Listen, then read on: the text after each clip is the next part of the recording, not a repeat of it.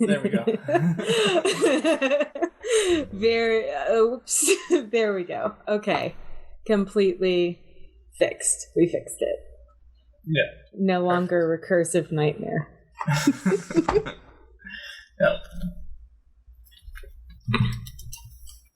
Okay.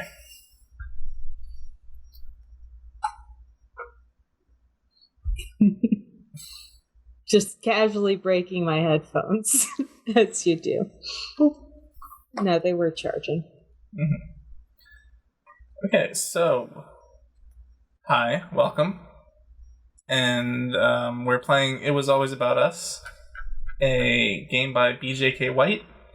And I am Nova at _Nova Gamer. You can also find me on the Legends of Lanamore podcast through your Novi Studios. I'm Lizzy. I'm on Twitter at LIZY_BR, and you can find me DMing on the City in Snow podcast. Okay. The last episode on It Was Always About Us. Yes, here we go. So I'm going to do a little intro to It Was Always About Us, and then we're going to talk about what we're going to get into. So It Was Always About Us is a conversational RPG between two people. One of them plays a superhero and one plays a supervillain. And through different scenes, numbered scenes, and different battles, we explore our relationship to each other. So it's a GM-less game. I'm kind of facilitating, but at this point we've played 2 sessions, so we're both on the same page. I play the supervillain named Remix. A civilian named Brandon Storm uses he, him pronouns. My profession is that I'm a DJ, and my superpower is elemental transmission. So in the past, that's included like taking up concrete and throwing it at people or flying in a tornado, and we'll see what other fun stuff happens with that. Can I introduce your super? Yeah, so my hero's name is Hydra. Civilian name Kent Clark. Uses she, her pronouns. Profession of veterinarian. And very suiting power, animal creation. That's kind of perfect for a veterinarian, isn't it? It really is. Just get to make all the animals. Mm-hmm. And previously you've used your powers. Oh, and you have a sidekick. Alpha, the super dog, right? Alpha, the super dog. Yes. So you have a dog sidekick. Remix is definitely like an 80s cat person with like a leather jacket and a really big mustache type of person. Is how I picture him.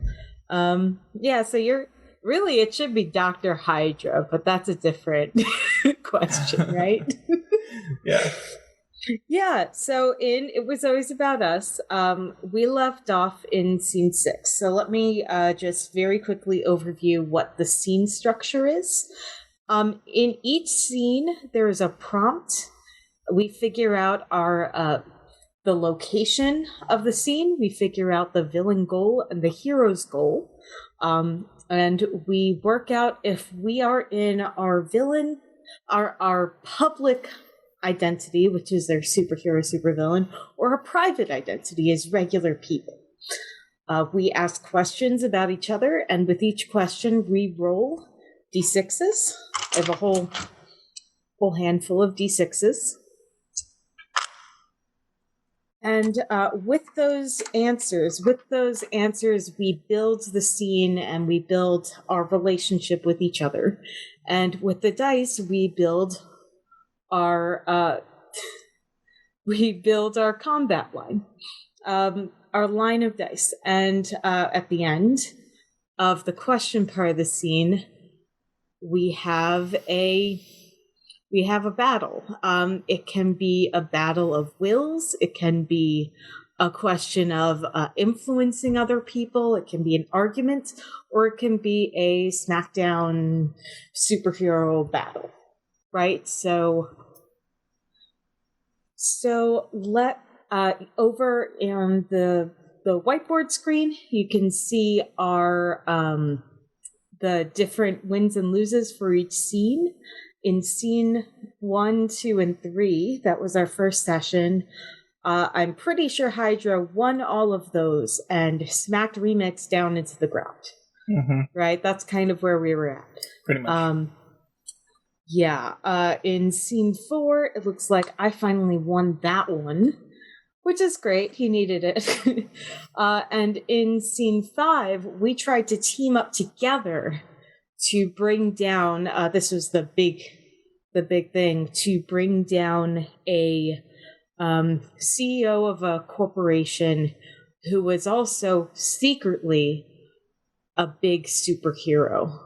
So a secretly evil superhero. Right? And now here we are in scene 6. Now, scene 6 is I think we said it's a museum of superheroes, because this is the 70s and 80s world where superpowers are common and heroes are established. So being a hero or a villain with superpowers isn't necessarily rare, and it's certainly not so rare that they wouldn't have what I'm really excited about, which is a museum with like artifacts from previous heroes. Mm-hmm. Yeah, so we asked a couple of questions back and forth. We discovered that that we're both here in our private identities, and you're trying to expose deep corruption, and I'm trying to steal something unique or highly valuable. And you have an ally here as well, a superhero who is maybe, I think we said a Batman / Rorschach kind of secret in the dark noir kind of hero. Doesn't quite fit in, but is your backup or ally. And we're going to figure out what we're doing from here. That was a monologue. That was a full monologue. Full monologue. Okay, full monologue. So you said you wanted to do one more question each, right? To kind of get us into the swing. One more question each. I think you did the last one, which means it's on me to do that, and then we will start the clash. Okay. Yeah. Okay, so I get to start by picking the first question, which can be difficult.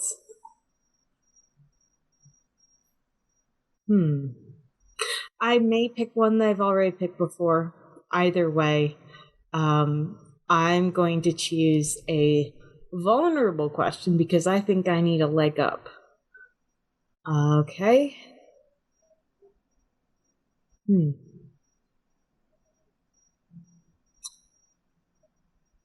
I'm going to ask the question, what do I lose?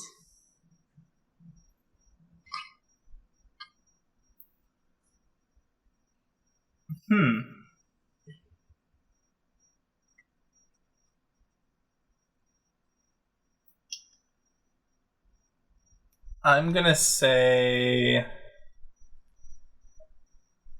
you lose something extremely simple, which is your scribbled map about your plan to steal something. You mean the incriminating evidence? The incriminating evidence. Does it end up anywhere? I want to say, while looking for clues, this Batman Rorschach-ish character kind of percepts it on the ground after you drop it. Someone was playing D&D recently. Yep. Yeah. Let's give this character a name, shall we? Yeah. I need more names. So, I think if I had any allies, they were like my gang of, I don't know, goons, groupies, backup dancers. It's, for me, it's gang of backup dancers. But I think Hydra's part of an actual, like, kind of part of a superhero society in a way. Mm-hmm. But Ally is going to be, well, I don't want to go too close with Batman because that's really specific. I'm reasonably sure that Owlman is taken. Ooh, I have one. Umbra. Umbra, okay. That's moon related, right?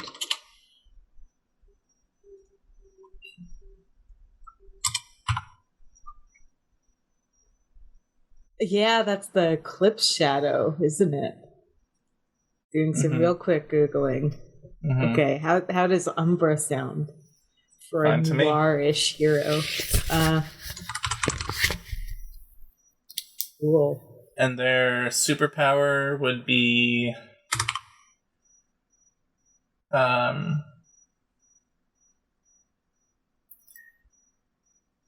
want to say very along the lines of Batman, though. Like, no powers. no powers, just detective. just rich and detective. Rich detective. Yeah. Probably wears a suit well when he's not in a trench coat. Yeah. They're not in a trench coat. Yeah. What's your superhero outfit? It's just a trench coat and what's the hat? The fedora, the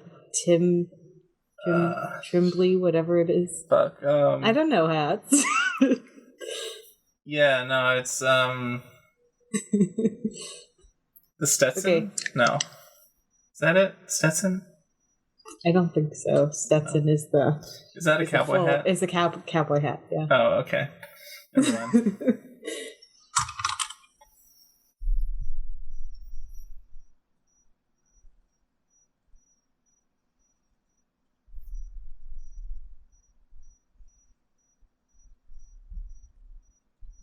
Hey, can anyone in chat tell us the name of hats? Trilby. Yeah. Ha, found it. Trilby? Trilby. Yeah. Yeah, definitely like just a black Trilby. Mm-hmm. Yep. Okay. Yeah, I lost my plans. So on the plans, was it like a marked floor plan or something? Like, what was it? Yeah, it didn't have like the specifics of how you were going to steal the thing, but it had the location of the thing you were going to steal. Okay, so I like circled the thing on a map. Yeah. Yeah, okay. Double fours. I choose to put a 4. I choose to move that 2 up and put the 4 right here. So, figure out what you're going to do because this is going to take me a second.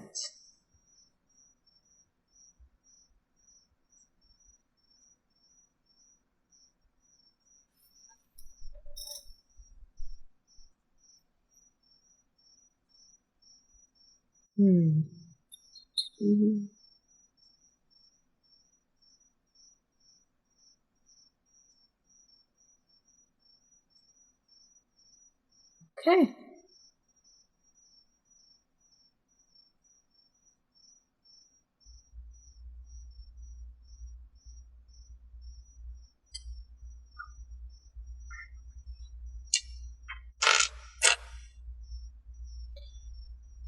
Okay.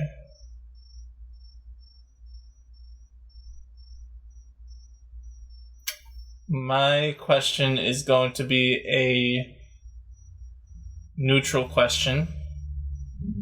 Is there anything I regret?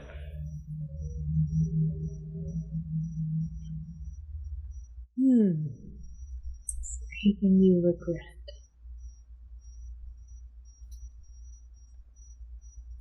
I'm trying to figure out if we established that this person, this villain will be here today. Or, like, your method, right?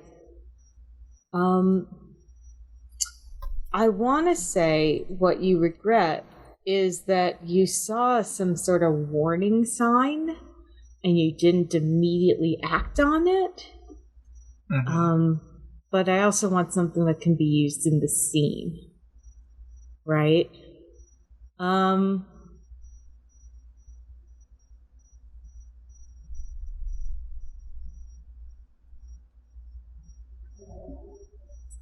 Do we know we're here?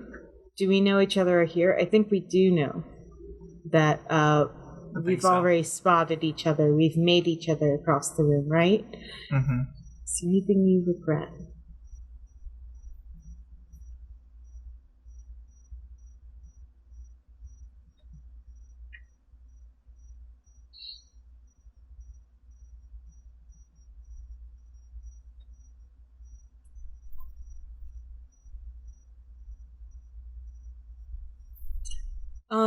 I think at some point you I wouldn't say you treated Umbra unkindly.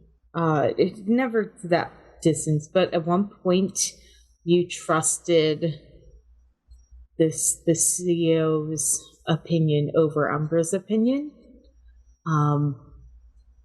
And you regret that because that makes today just a little bit more difficult. Yeah.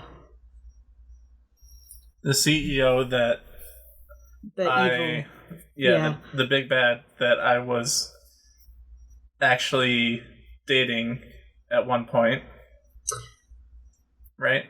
Mm-hmm. Yes. Yeah. We need a name. What's a very generic superhero name? Tony. No, like no, I need like a Superman type of generic.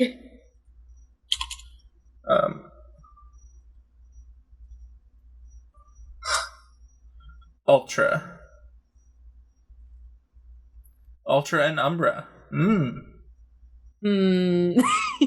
Maybe they were tag Ultralight? teams. No, ultralight is a classification. Maybe Ultra and I need Umbra like a sun god, basically, is kind of what we're talking about.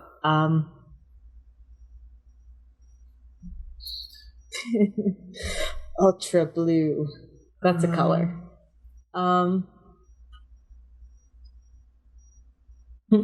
Ultra bright. That's not too descriptive.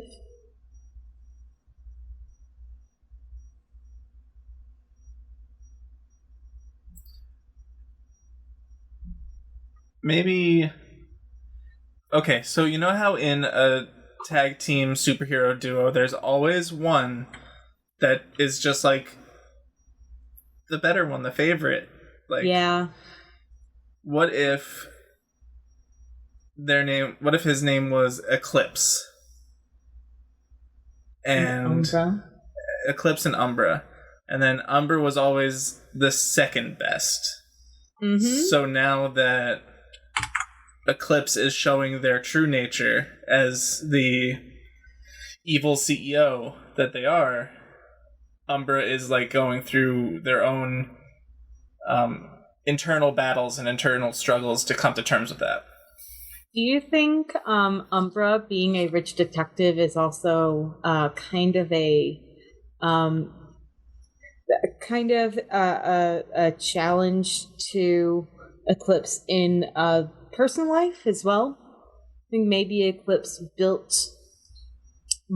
a morally ambiguous empire, and Umbra's that kind of, Batman old style rich.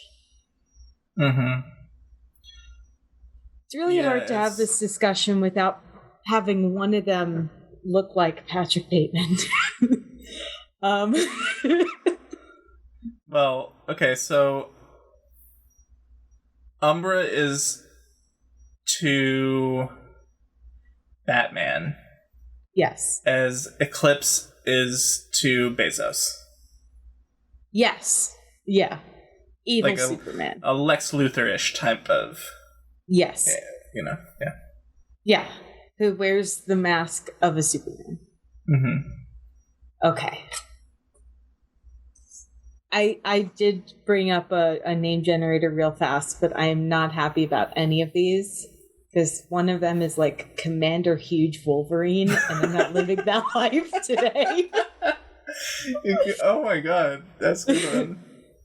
You know what's a good one? Timeline. Timeline. His superpower is he'll scroll through your Facebook. Oh my goodness.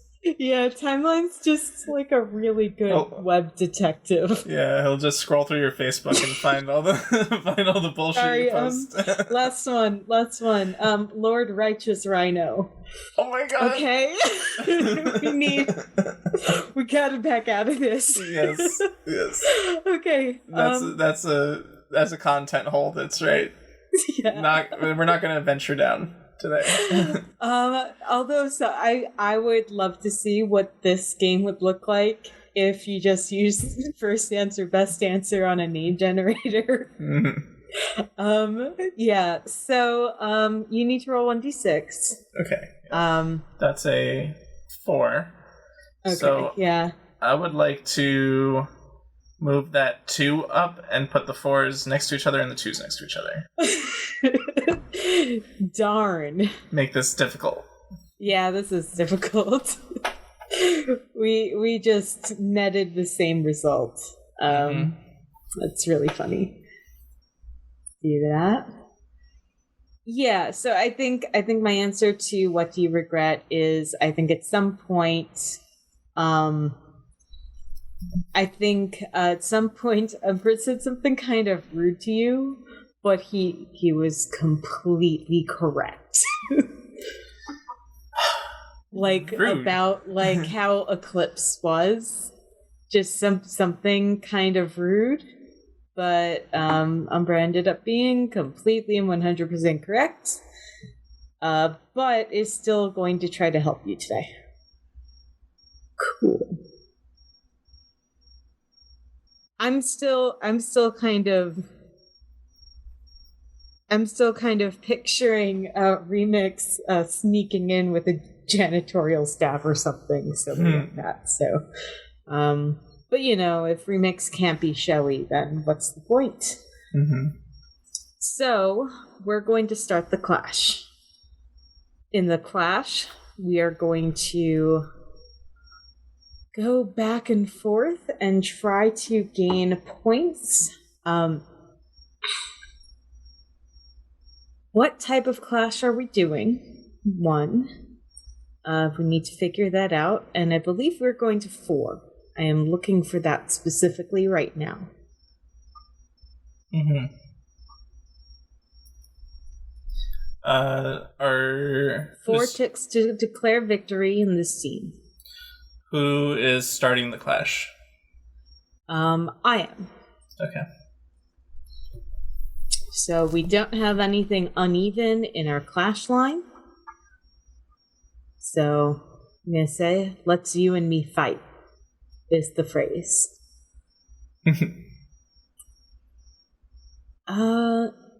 Yeah, so what kind of clash is it? I have an idea. Mm-hmm. I have an idea for what kind of clash this is. Because maybe it's in my interest as someone playing a villain to absolutely destroy whatever scene I'm in. But I think it would be a really interesting scene. And again, I've watched a little too many action and superhero movies since the last time we played. We should use everything in this museum against each other. You want to destroy the museum? I do want to destroy the museum. Okay. I mean, that's not my character's goal. That's just me playing too many villains in RPGs. I like it.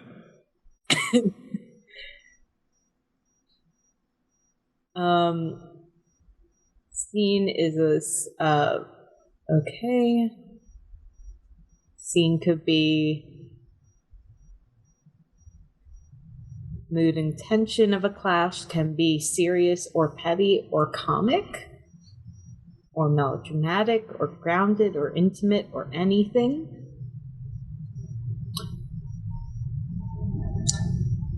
Do you want to try to be casual about it?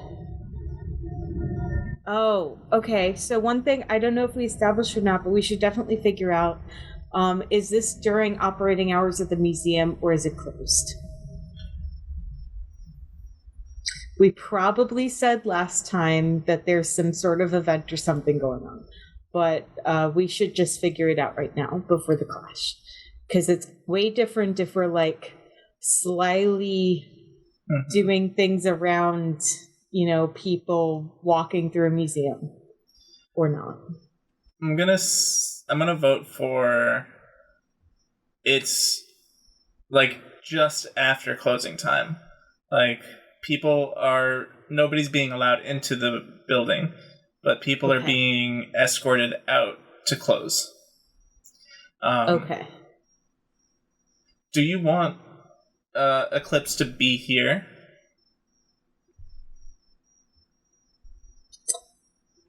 I kind of do, but we're going to get her asses kicked if it happens.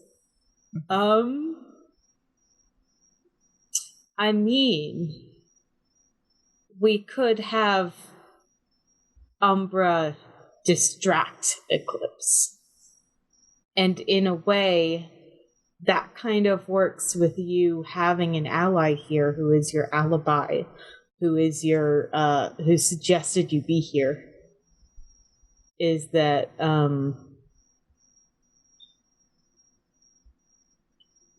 Umbra is going to either try to get Eclipse in some sort of compromising position where you can snap a photograph. I'm trying to put myself in the 80s where there aren't cell phones. So, and I'm just trying to throw some sort of very fancy mechanical device that I need into a garbage bag and leave without anybody figuring it out. Because I'm going to do something terrible and flashy with it, I guess. Are you working with Eclipse? No. Okay, so it's... No. Villains have a difficult time working together, and I'm way too not rich.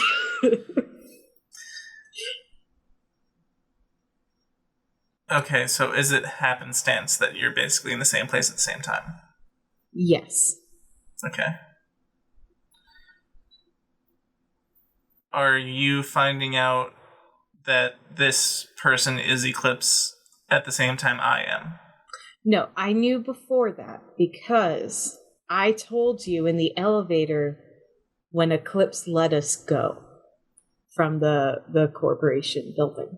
Yeah. I had like some sort of evidence. And you're going to expose the corruption.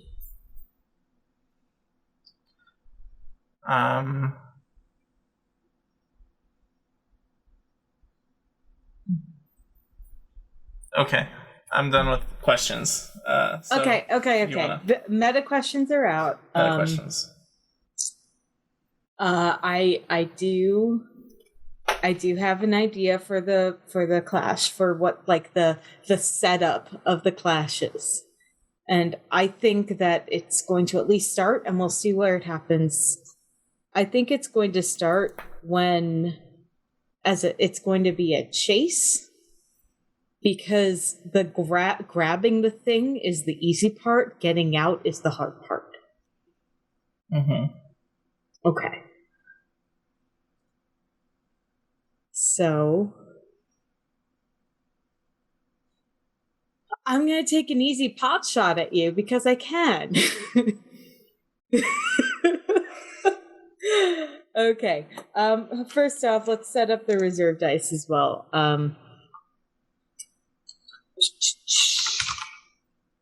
Reserve dice pool, 2 additional d6s in reserve. Mm-hmm.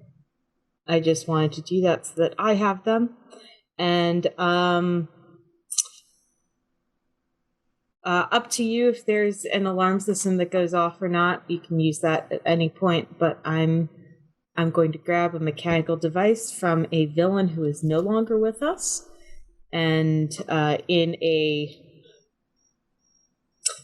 80s janitorial onesie that looks great on me, I'm going to stomp out.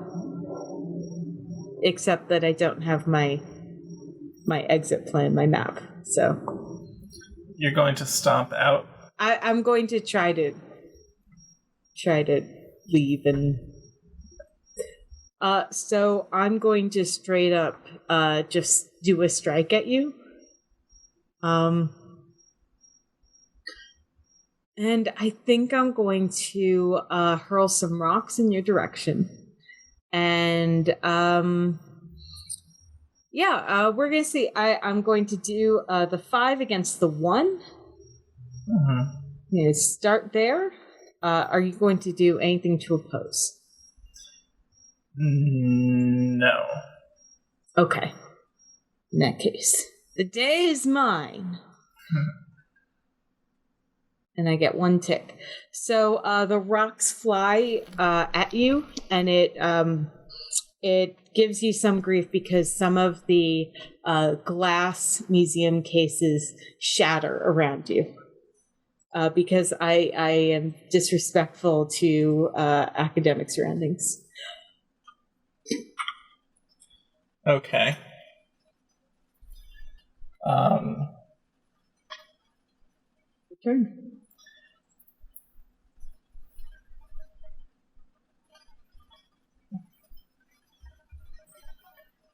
Small.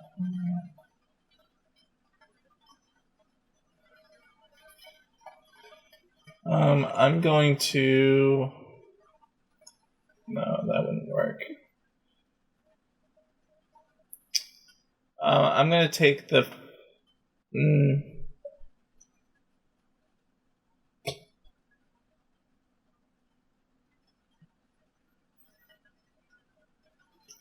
All right, I'm going to trick you. And I'm going to say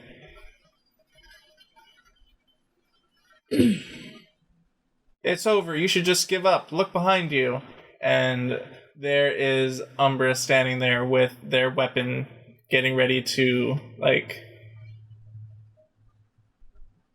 It looks like they're about to fight you, but they're actually kind of stalling to get toward Eclipse in, like, some sort of way.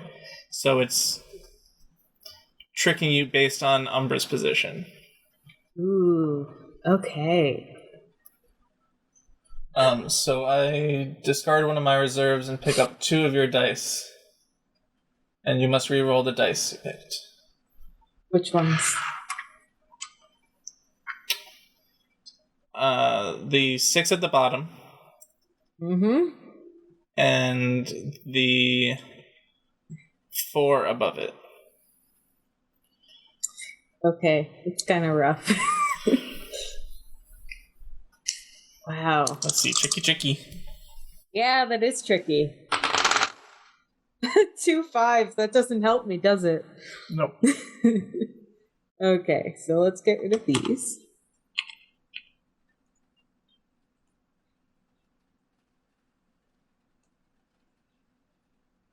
I thought I was doing okay.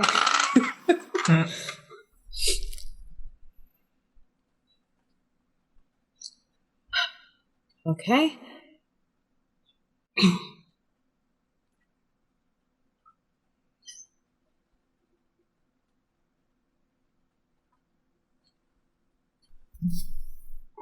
Oh, let me also... Okay.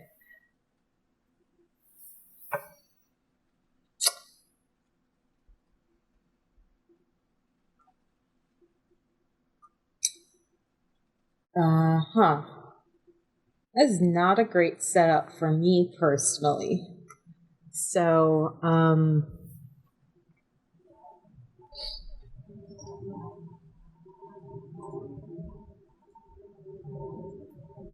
going to describe a preparation, do a preparation on my turn. So, take a dice from your reserve pool, choose 2 of the dice in your conflict line, and roll these dice and put 2 back in the gaps left. I'm going to play it easy and do the 2.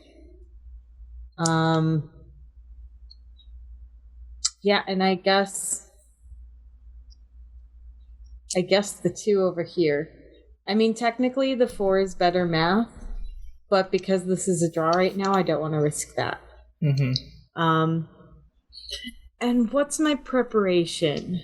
I had a map. No, I can't use that. I had a second map. No, doesn't work like that.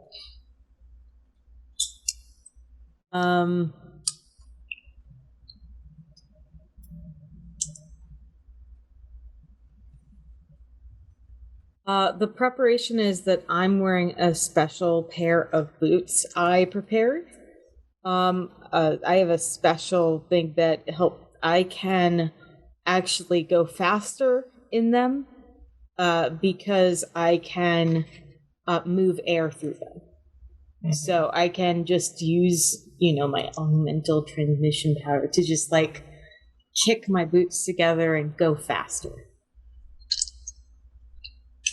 Yeah, that's what smart people do. That's yeah, that's physics.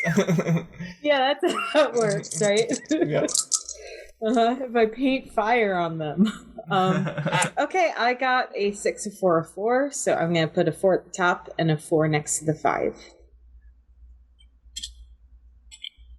So apparently it works. I'm a technical genius. Yes.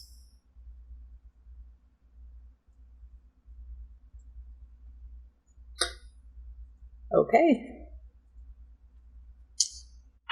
And that's down 1 reserve die for me. Your turn. Okay.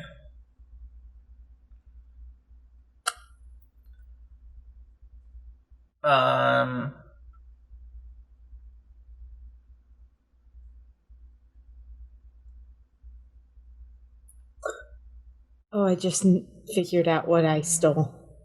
Yes.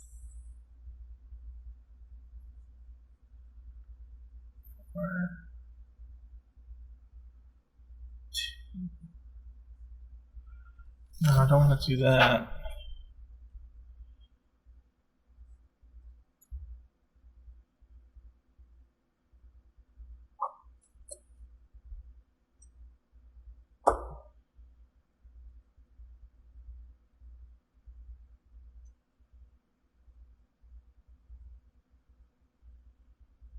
No, I don't want to do that. All right.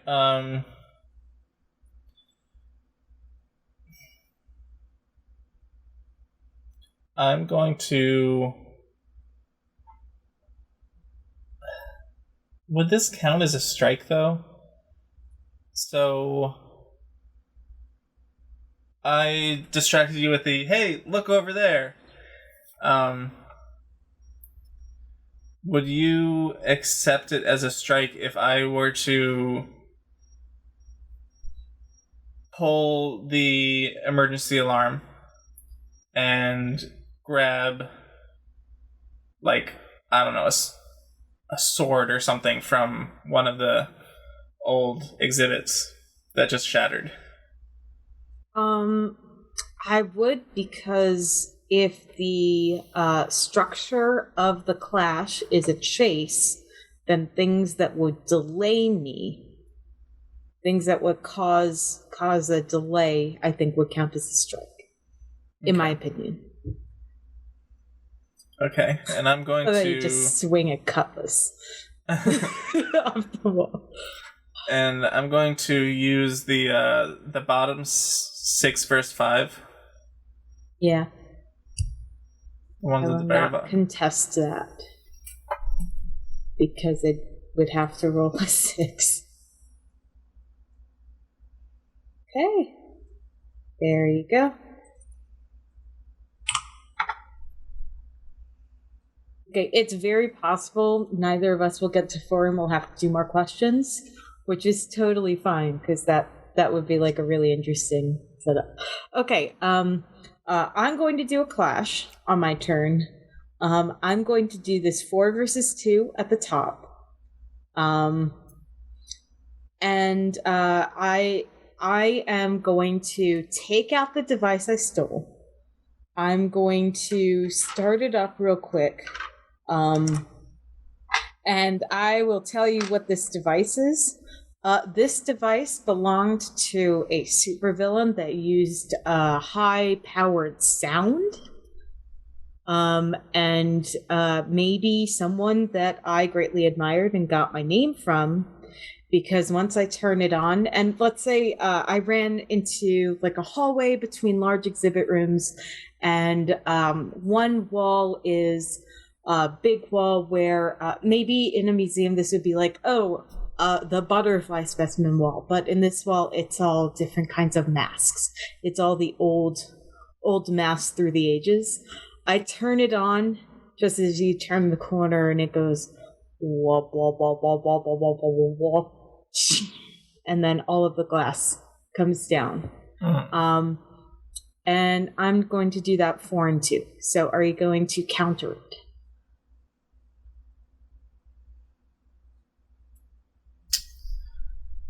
I have 1 reserve die, yes. So I will counter it. Okay. Oh,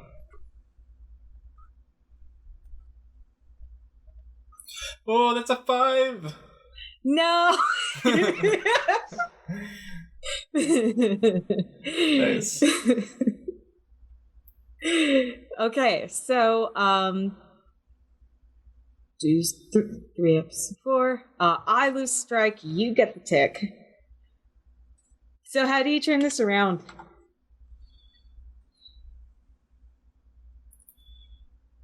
I feel like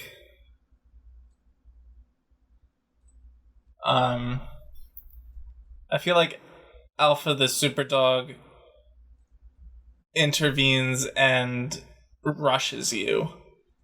And you accidentally hit the wrong lever on the machine. And it actually like sends you flying up in the air because you had it pointed down at the ground, so it sends you flying up in the air. The vacuum was on reverse. with Alpha in tow, like trying to disarm you. Very good. Your turn. I'm going to do a strike, and I'm going to run full speed sprint actually up to where you fall and take the sword to that weapon and try and destroy it. Oh no. What are you gonna do? What are you using? The 4th row 6 and 4. Okay, let me see what my options are, but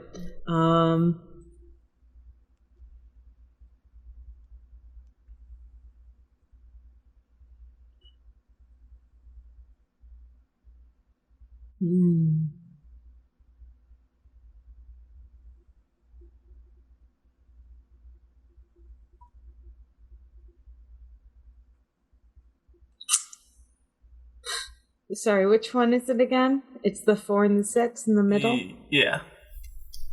I'm gonna try. I'm not very optimistic, but I feel like I do need to counter this one. Oh.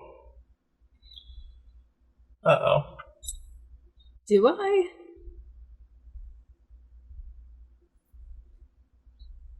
I don't need to counter this one, maybe.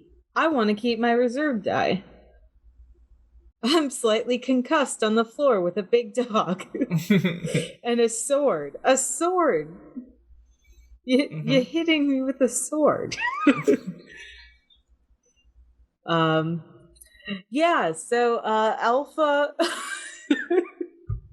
Alpha knocks me over. I go flying into the ceiling. I'm sent sprawling with the item, my my reverb bass speaker thing goes flying, and you just like strike it like a pincushion.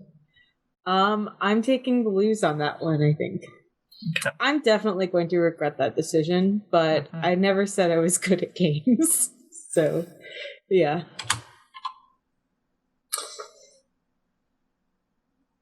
Okay, next for me, I'm going to try to strike back.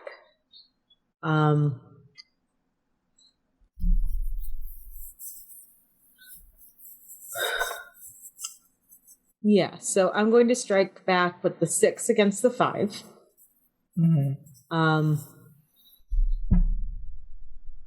And what Remix is going to do, what's like an 80s DJ version of "That's Not Cool, Man." That's really not cool. Or a quippy "Hello, Alpha." So 6 against 5 for a strike. As I'm going to try to get up to my feet and just kind of swipe your feet out from under you and then just book it. Because I saw Umbra and I'm not dealing with that today. I'm not qualified.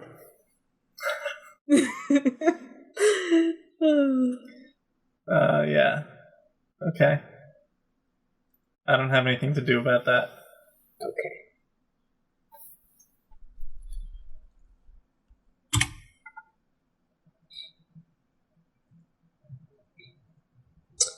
Okay, your turn.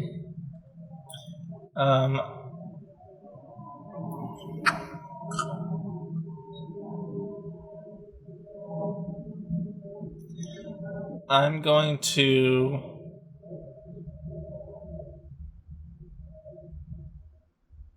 reposition. And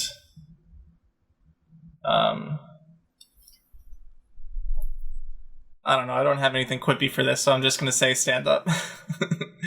Okay.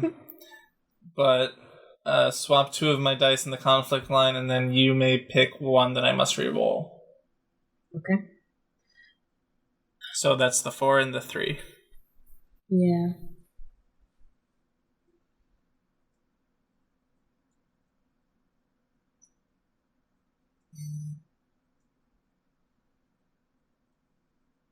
Okay. I mean, it's got to be the 4 for the reroll, so. I'm sorry. Yeah, the 4 for the reroll.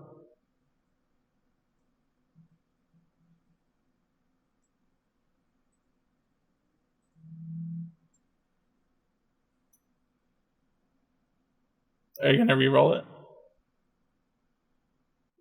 I thought you rerolled for the... No, that's... Then your opponent may pick one... that I must reroll. Yeah. Oh, okay. I pick, you do the rolling. That's a 6. That's not good. So... Okay. I'm going to... Yeah, sure.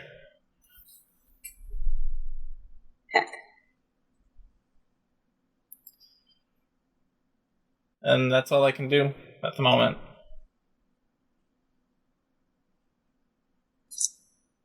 Oof. I'm going to grab something off the wall and try to strike you with it. and I'm trying to like make it harder for you to catch up to me. So, gosh, what's some like really big thing? Oh, I'm definitely going to ruin like a superhero's motorcycle and put it in the way. Oh my gosh. I mean, the alarm is going. Mm-hmm. Wow, did you hear that? It's got a full dog outside too, yeah. Yeah, yeah, I'm gonna try to do that 4 and 3 and try to get the strike there. But I'm going to try to delay you by and it's like a nice 40s style motorcycle that I'm wrecking. Right? I'm just pulling up tile from the floor with my superpower and just knocking it over because I'm like turning the ground into like a water wave. And it's nasty. Mm-hmm. Now, I believe you're out of reserve dice. Yep. So that one's for me. And then this is the part where I lose. Yeah, so this is where all my years of playing chess has come in handy. This is very much like 2D chess. Like, there's only one direction the dice go. Versus having a board with 2 dimensions, right? It's only this is chess is XY. This is just X. So I have a reserve die. So I have one chance for this. If you're going to strike. Yes, I am going to strike. Describe what you do, and then we will see it in the most dramatic way possible. I can roll a 6. Alright, so I'm going to... You're basically tossing the motorcycle at me, right? Yeah. Alright, so...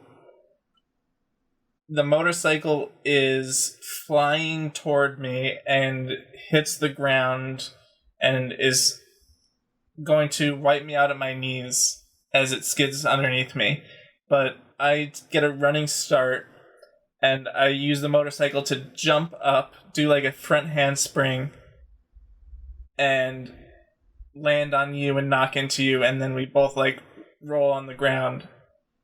And I guess whoever wins this dice roll is going to end up on top. Maybe I won't lose. I planned it. Oh my gosh. Okay, 1 out of 6. For a draw, too. It's not even like go for a win. Oh no, I got a 4. Oh. Okay. Oh my gosh. This is messy, but I really would love to see this scene in a movie. Yeah. Like, so much. Same. So that's a draw. No, that's a win because I got under. Still.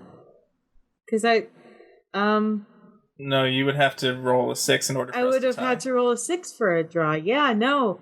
This is a complete L for me. So, I can't tell if I'm bad at this game, if my dice are bad at this game, or if I'm just enjoying being a villain who just loses all the time. I don't mind either way. Have you played much chess? Obviously not. I feel like this game is like a game of RPG chess. Like, TBH. Yeah. I like it a lot. But I wouldn't say it's easy for me to predict. Yeah. I'm using my the other side of my board game brain for this. It's not the chess side, it's the side that can do basic math with d6s and probabilities. So that's the meta. So yeah, describe what happens. Because that is a 4 out of 4, and we need to figure out what the end of the clash looks like, right? So, because there's a final question. Yeah. I think, so you're throwing the motorcycle at me. It's skidding along the ground toward me. Mm-hmm. I run forward, propel myself off of the speeding motorcycle, do a front handspring, and land on you, roll on the ground in like a tackle, Mm-hmm. and then end up like on top of you, pinning you to the ground. And then I ask, does it have to be this way? Oh, can he just have a shit-eating grin? Is that too bad? Yes, please. No, perfect. Okay.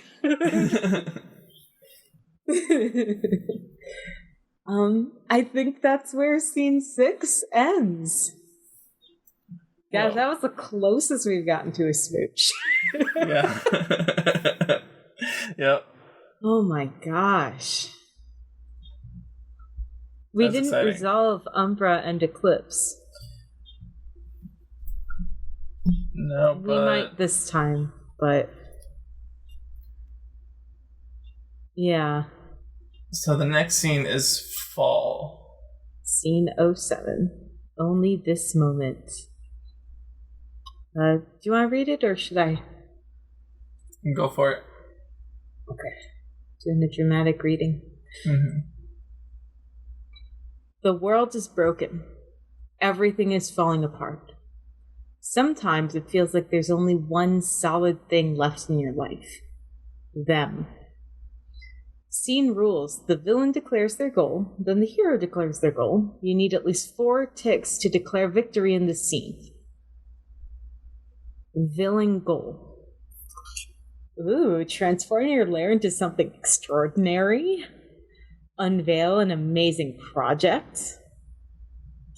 Become a figure of public importance. Oh, that's cursed. Like the head of a major corporation or a beloved billionaire.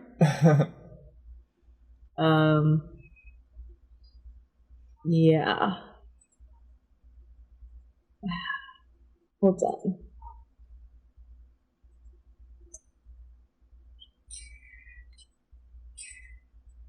Give me like 1 second.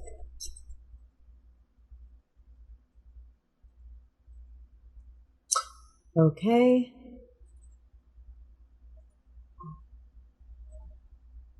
Hero goals. Save the city, become the head of a superhero organization, finish a significant project, and we both secretly pick our identity for the scene. Mm-hmm. May I ask for a 5-minute? Sure. Okay. Okay. Be back. Okay. Yes. So we're figuring out, I figure out my goal, and then you figure out your goal. So, now,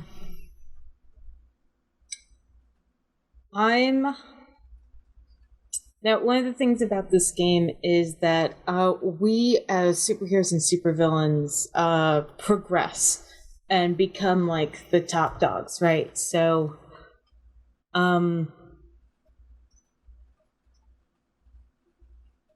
I would love to unveil an amazing project. You know? Mm-hmm. Now that I look at become a figure of public importance, I think there's a way to do that without, I think I'm going to become a famous music mogul. Mm-hmm. I think I'm going to be the head of a music production company. Is that too low of an aspiration compared to, say, be the president? Do you think? Should I dream bigger? I mean, I guess it depends on what you're using the music company as a front for. Wow. Like what Wow. kind of Assumptions. like what kind of Well, are you going like straight and narrow, like you going on the good side and just No, like I'm living your life, or cuz I am both pursuing music and laundering my evil money and um having being a 1980s job creator so that all of my security forces can fill out their taxes properly, even if it's laundered money and they spend their time being supervillain lackeys. Yeah. okay. I mean, The important thing is I own a big building now. No, the important thing is you're doing what you love to do. Yes, I'm following my dream. Yes. While still being able to launder money. Yes. The goal is not just to be rich, it's to make every supervillain rich and for people to bow down to me specifically. So I need people to cheer me on, and if I have to pay them, then I have to pay them. Okay. It doesn't make them cheer any less. So that's my goal, is villain goal. I guess head of a major corporation, head of a major music studio. So what are your goals in life? My goal this scene is going to be so the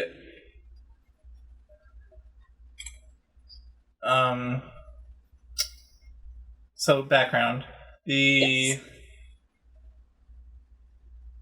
heist at scene 6 at the museum didn't go completely according to plan, so we didn't get Umbra and I didn't get. Well, technically you would have, because you won the scene. Your goal. I beat you won but in the clash, Umbra but that means you Eclipse? succeed in your goal. Yeah, so that's kind of what we need to figure out maybe before we figure out this scene, because there's always like a bit of a time skip between a scene as we like grow as people, and then we always kind of circle back to each other, right? Yeah, so the question is, did you and Umbra fully succeed? And did you act on it? So, I think we succeeded in thwarting your plan, but we didn't succeed in getting the intel on Eclipse that we wanted to be able to convince the other superheroes that Eclipse was the bad guy. I mean, I'm saying you could have, but if you didn't, then you didn't. Yeah, no, because I think to create a little bit of tension here is Umbra and I team up to become the head of a superhero organization. Okay, yeah. So, not just a superhero organization, but the superhero organization, by trying to bring Eclipse down. We have to try and convince the other superheroes that Eclipse is the bad guy. So you're going with become the head of become the head of a superhero organization. Yeah. Okay.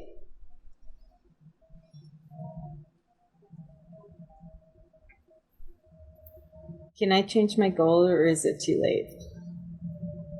No, you can do whatever you want. Change your goal if you feel. Instead of being the head of a major music studio, I want to change my goal into having unveiling an amazing project. Hmm.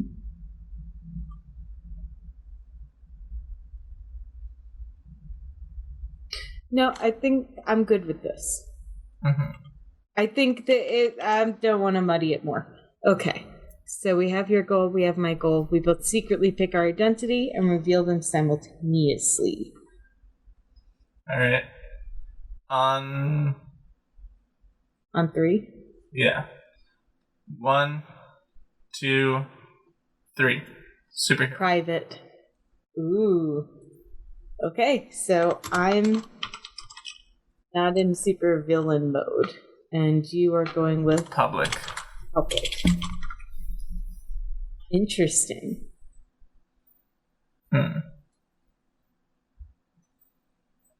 The hero describes something of personal importance, and the villain describes how it is destroyed or corrupted.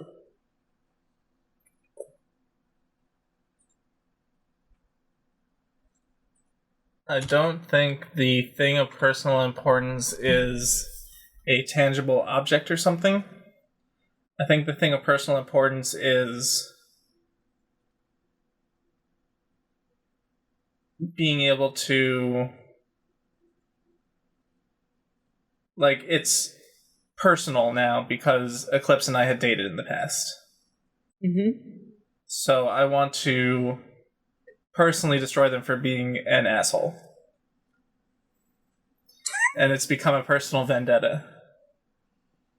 So something of personal importance is your current just like what's important right now to you personally is, well, this is something I have to corrupt or destroy, right? So is it your plans for this? Is it your vendetta against Eclipse?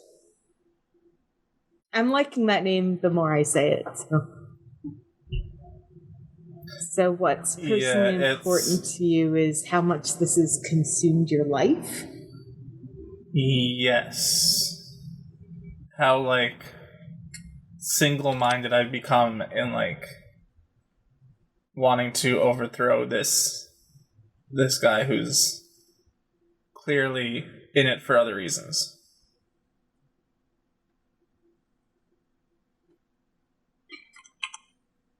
Let me put this down here by scene 7.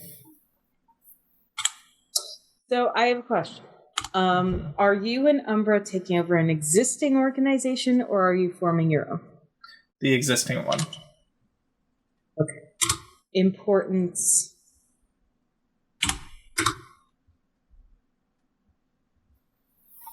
Describe something personal important. So it is... The importance is uninterrupted, maybe. It's a draft. Drive to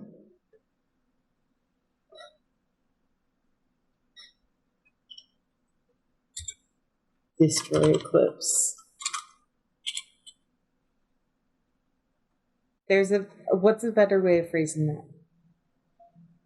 Again, I need to be able to destroy Eclipse.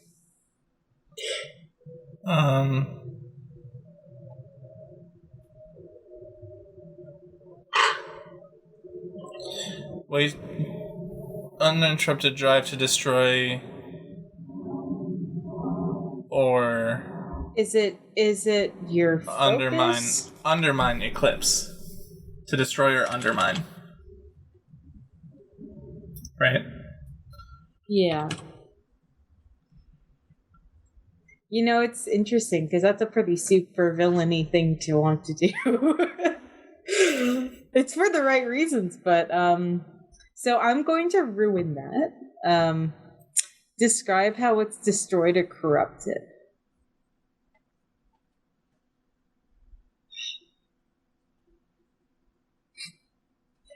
I have a stupid idea. I have a bad idea, and maybe I...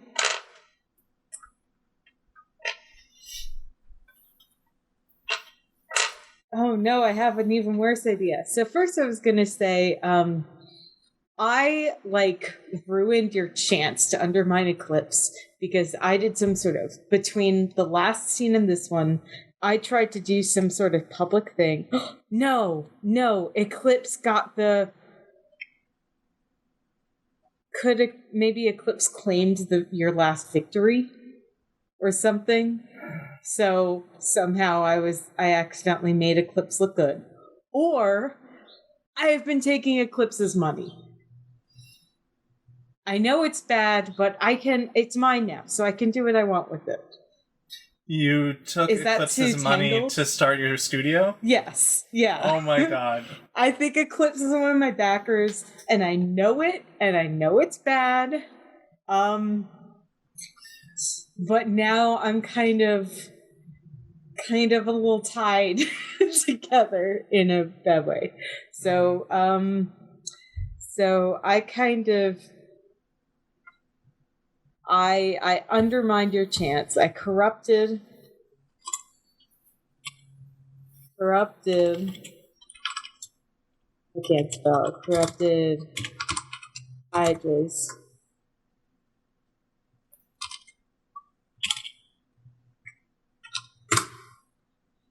Does that mean that I won't help you, is the question.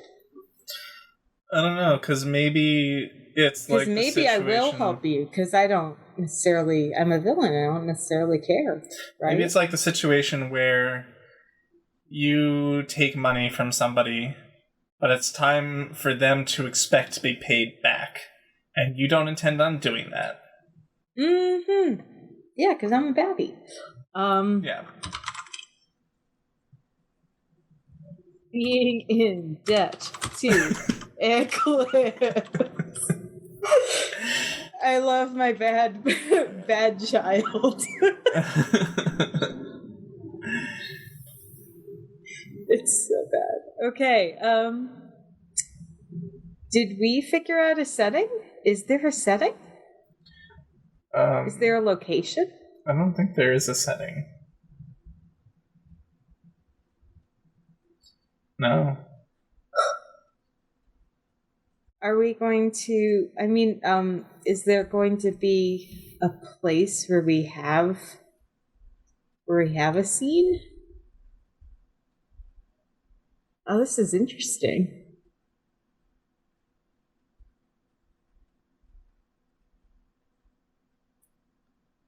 I've got an idea. Okay, yeah, what? Alright. So why don't we make this scene psychological? Okay. In that I apprehended you, and we're in an interrogation room, and we're like back and forthing. After the last scene. No, or something else bad happened, or whatever. But request, can it be one of those one of those circular, round, white, bright interrogation rooms? Yes. That they put in superhero movies? Thank you. Yes, I want to go full Loki / Magneto. Yes. Yeah, but it's supposed to be me interrogating you, but it's more like question versus question, kind of like a mental mind game. Is it something where it gets a bit personal? Like is it that kind of scene where you're in full superhero garb? You're like fully set up. And I think at this point, because of his aspirations, Remix is trying to do like a suit corporate type of thing with an edge to it in his public persona, in his private, persona. So it could even be that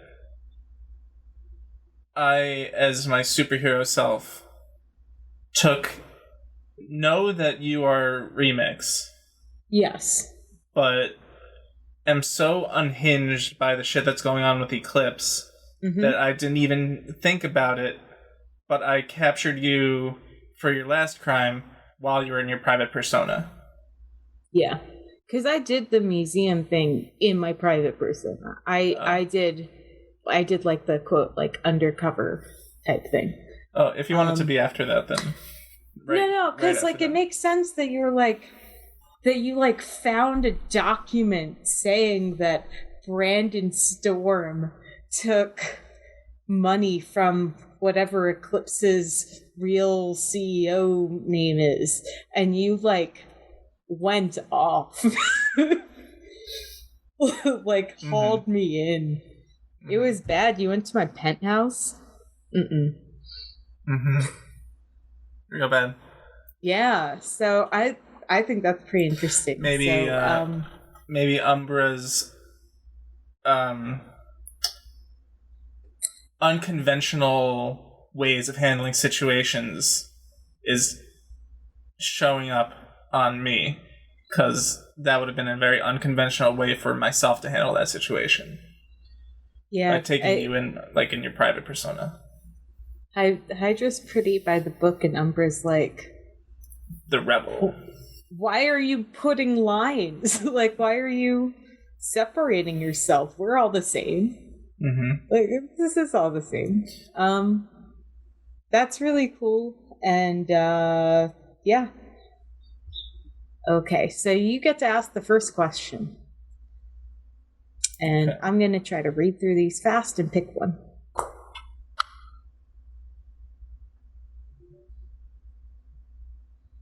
Now, do you want to say that these questions are a dialogue between us in that scene, or is this kind of... I guess we'll figure it out as we go.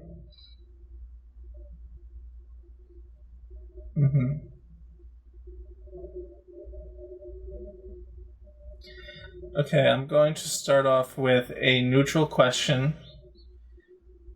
What potentially catastrophic event is happening? Great way to start off an interrogation. That's great. Oh, I really like that. I think Eclipse is making a major move.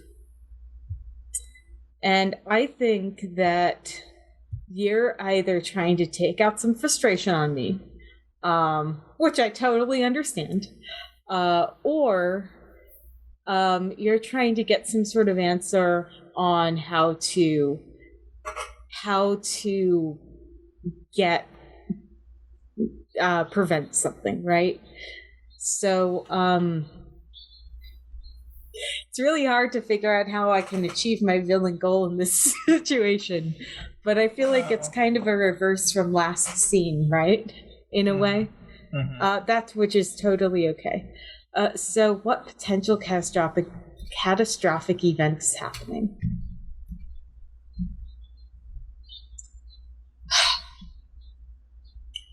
So what is Eclipse trying to do? First idea is blow up the moon. We're gonna just not do that one. But maybe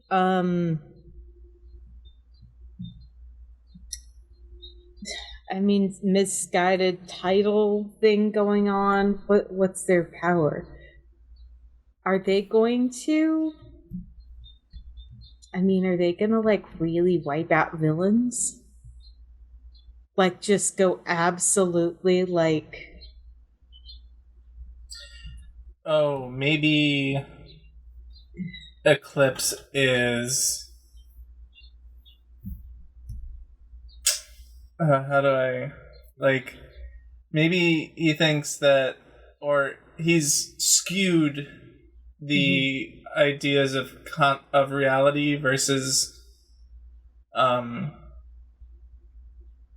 reality and fiction. So he kind of pulls like a Batman thing in like The Dark Knight, where is the villain a hero or is the hero a villain kind of situation? And it's impossible to tell the two apart now because everything is based on a point of view. So I mean, it's the kind of thing where if you take it out of context, what Eclipse is doing is a villainous act. But because the context is, oh, I'm the head of a hero organization, I wear some shiny clothes. yeah, but what if he's like using his money to try and develop a serum to take away people's powers and just make everybody on the same playing field? That was an X-Men movie plot. And it's the opposite of the Incredibles 1 plot. Mm-hmm. I do like it, though. That's really evil. Because superpowers are relatively common here, right? So, like... Yeah. So the idea that that he's made a serum that can just, like... You know, we can even just say that at a certain dose, it is a neutralizer. And the idea is that as a superhero, this neutralizer is going to get rid of all the villains and we can just do that. And then someone can, like, it needs to be like taken constantly or something to have the effect, but as a temporary effect, it's something where, like, oh, we're just gonna clean up the city and be done, right? And that's really morally evil, but everyone would just so eat it up because it's terrifying. Mm-hmm. But what's like the specific catastrophic event is that Eclipse is planning a demonstration, and that demonstration is going to... Oh, I was going to say it's going to involve Umbra, but Umbra doesn't really have powers. So... What if it involves me? Oh, that's really evil. But why? Because I'm currently on a personal mission to make them lose their power and influence. So... I know what it is. You ready? Mm-hmm. You found out that this serum isn't temporary. And the catastrophic event is that you were going to be used as the public test subject to, quote, prove that it is temporary, but it is not. So Eclipse is trying to absolutely strip you of your powers. Mm-hmm. Okay. How's that? Yep. I'm going to forget about that in about 5 minutes. But the catastrophic event is that some sort of public display is going to happen at some point, and you're kind of required to play along or admit that you are, or like that's like the moment for you. Are you an Avatar fan? Yeah. All right. So in Korra, when the guy takes away people's bending, and he does it in that stadium. Yeah. Mm-hmm. Like that situation? Yeah. Yeah. Okay. Yeah. Perfect. Oof. That's very... roll your die. Very dramatic. All right. Yeah, that's really dramatic. Oh, I love it. Stakes are high. That is a 2. Okay.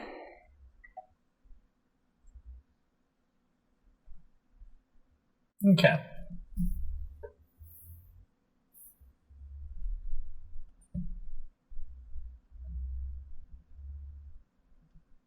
That is a superhero setting that would be very interesting and tragic. A world where, like, people don't really have powers anymore because it got taken away, but plus 2 generations, right? Mm-hmm. Ooh, complicated. I'm sure the next question will be much faster than that. Hmm. Ooh, I like this question a lot. What did my younger self have that I've since lost? The vulnerable question for me. You once had morals, and when you were younger, you never would have taken money from the evil CEO entrepreneur. I've turned into a businessman. But Yeah. like, did you know before you took the money that this was going to happen, or no? That the serum thing was going to happen? Yeah. I don't think I did. Okay. And I certainly didn't know it would involve you. All right. So your younger self never would have taken money from somebody so evil. And then in character, I'm going to ask, or I'm going to say, but it's not too late to change things. Yeah. Okay. 2 and a 4. I'm going to take that 4 and put it across from your 2.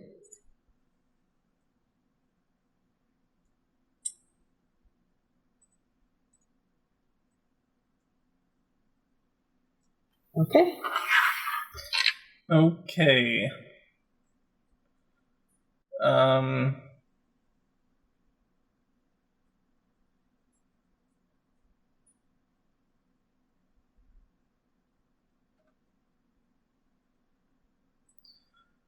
Neutral question. What is gone forever?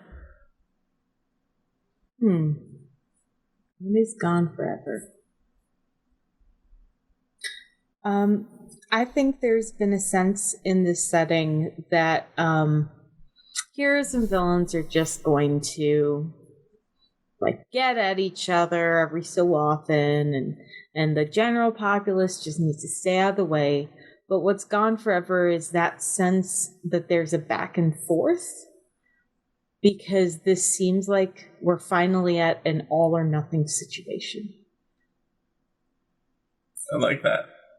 Yeah. Like in one of the previous scenes, I was fighting another villain for like control of like a neighborhood, right? Like I was like, we're gonna have like a public revenge on a bridge. There isn't any of those big displays. It's just going to be, it's going to be survival, not just, posturing. Mm-hmm. That is a 3. That's a 3. So anywhere, really. Anywhere? Okay.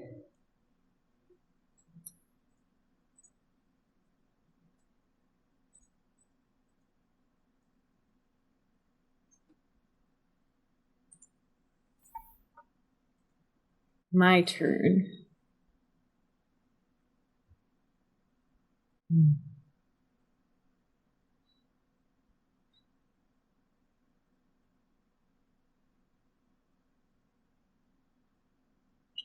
Why is the weather strange?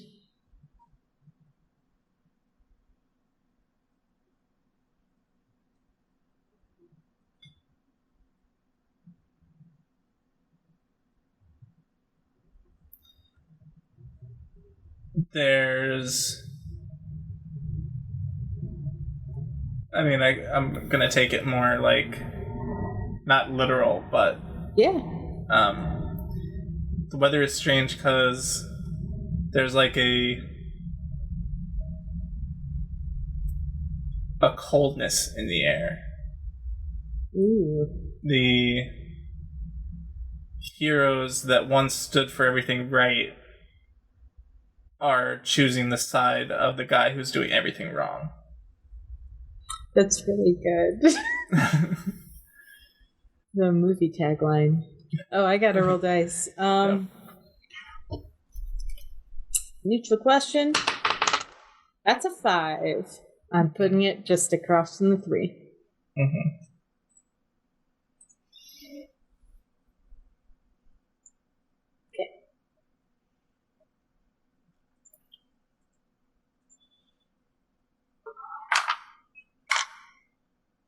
Vulnerable question. Who lets me down? Ooh. I mean, I did, but how evil would it be for me to say Alpha? Too evil. What are the morals of Alpha?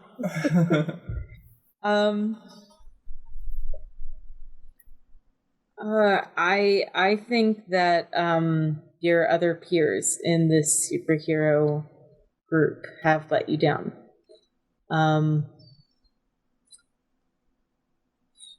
And it's so much so that, like,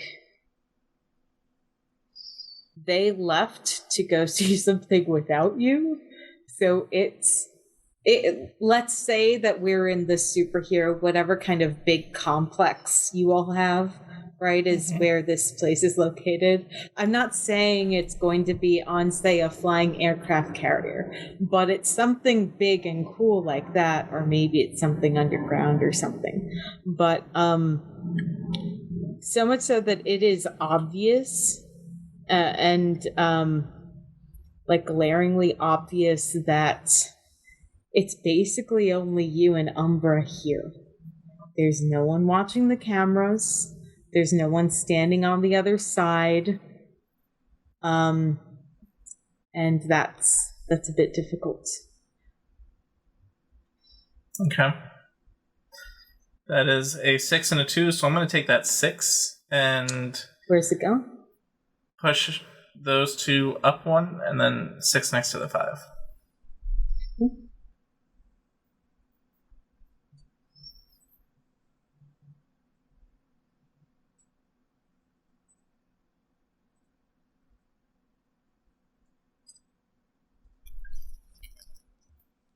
Okay. Okay.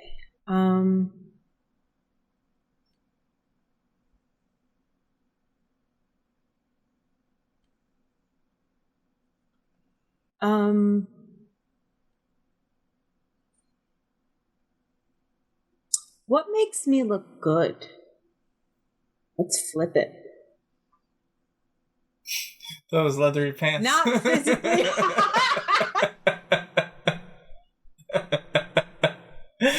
It's true. I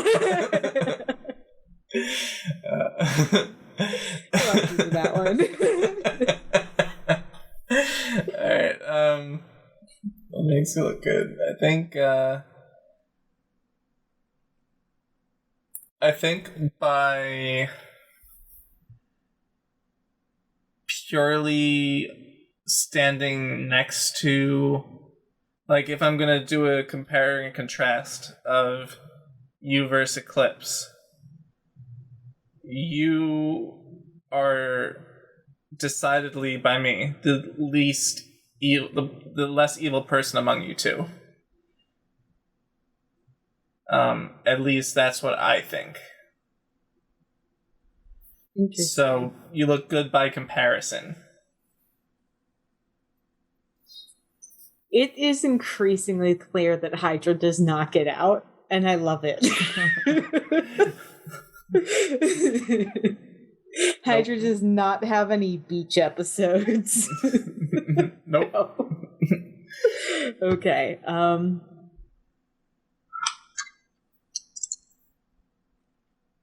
2 and a 2. So technically you get to choose, but the answer is 2. Yeah. It's going across from the other 2. Technically, that could have been worse, but not by much. Mm-hmm. I'm going to ask a question that you already asked. Okay. But what did my younger self have that I've since lost? Ooh.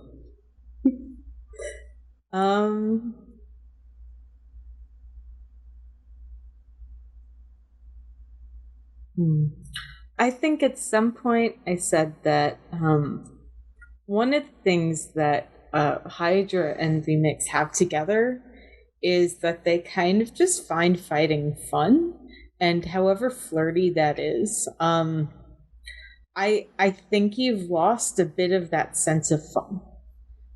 I think that as much as Remix like parties on the weekend with his friends and stuff, Hydra has just, done the Batman thing of sitting in front of a screen or maps or whatever. And hasn't I'm not going to say you've become a boring person. It's just like there's a smile that isn't there like there once was. Mm-hmm. Yeah. Whoa. So 1 to 5. I'm gonna take that 5. Let's push the 2 and the 3 up and put the 5 next to the 4. Yikes.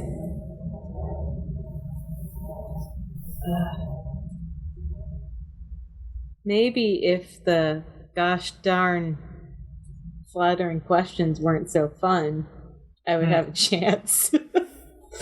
Okay, so this is a 5, right? Okay, cool. My turn.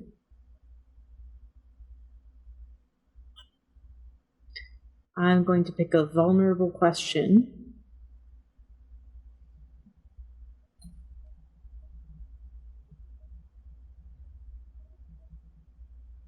I'm between who lets me down and who hates me, but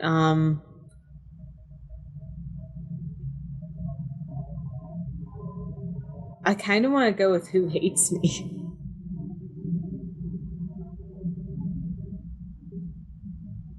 Mm-hmm.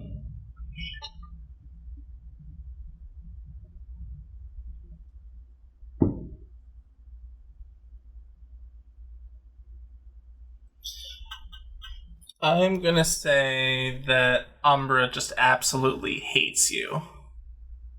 Ooh. Just like pure loathing. Not even for like a real reason. Just like you two do not mesh.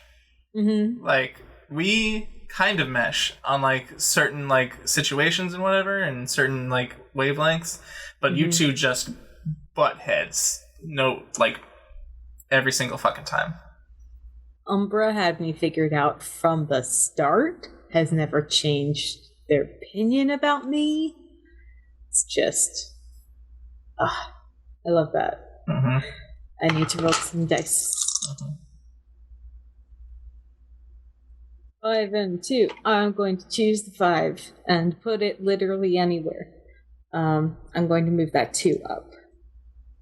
Mm-hmm.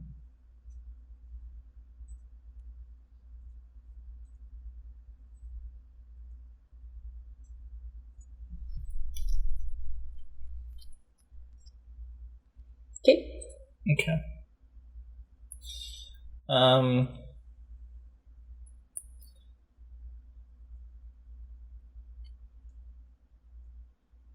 gonna go with a flattering question. How have you changed because of me? Good question.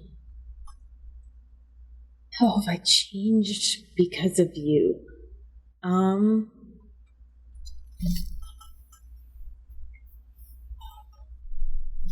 I mean, I feel like the easy answer is that some of my selfishness has been tempered because I think it's really easy for Remix to write off the word isn't diligence, it's not conscientiousness, just how serious you are, to write off that and go with like irony. Like you can be very serious about getting to your goals, right? And Remix can be a lot more into like the fun and games and showy type of stuff when it comes to villainy.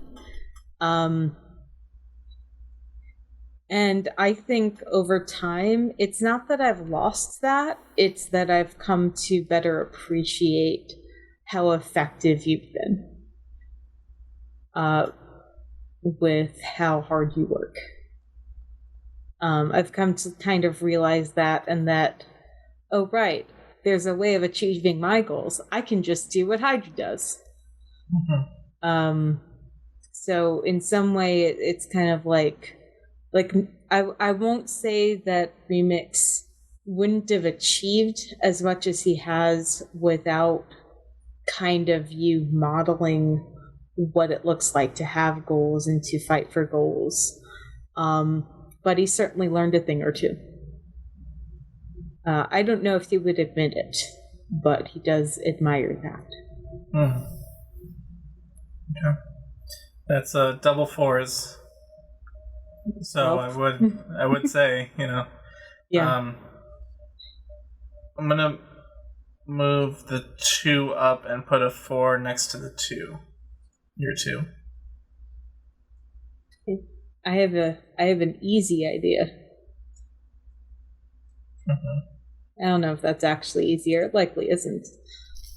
But yes. Okay. Add a 4 to the board.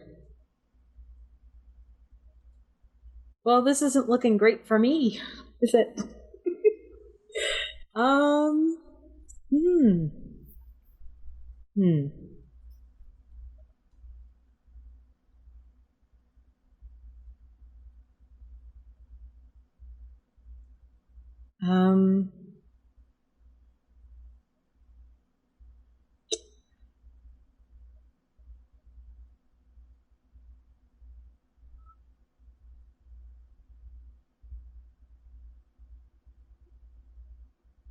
Who is staying strong?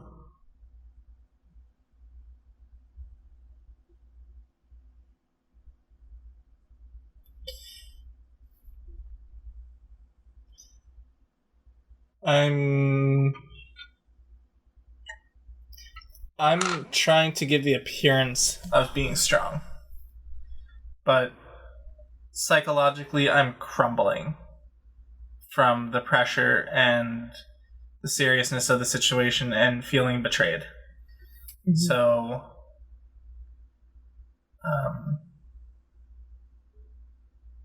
I wonder, what does that look like for Hydra? Is that related to here's a question, is that a bonus question, is that related to your public persona and how you interact with the world? Like, does wearing the mask help? It used to. Okay. Not anymore. Eclipses.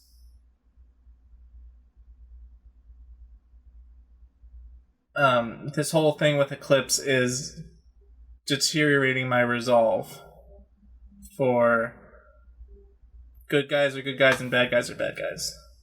Mm-hmm. So.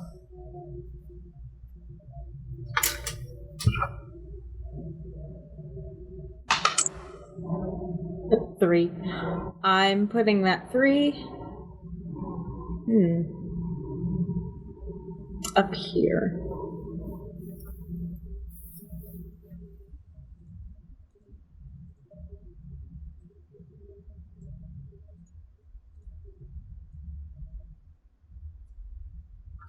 Yeah, that's the shape the 3s are.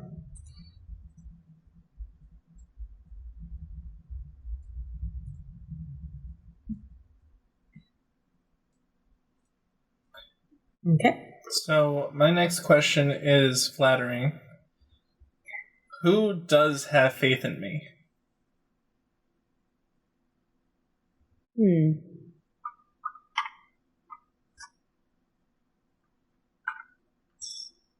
The easy answer is always Alpha.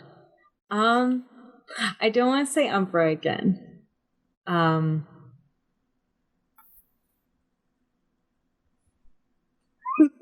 I mean, it's gotta be me. I've seen you win so many times.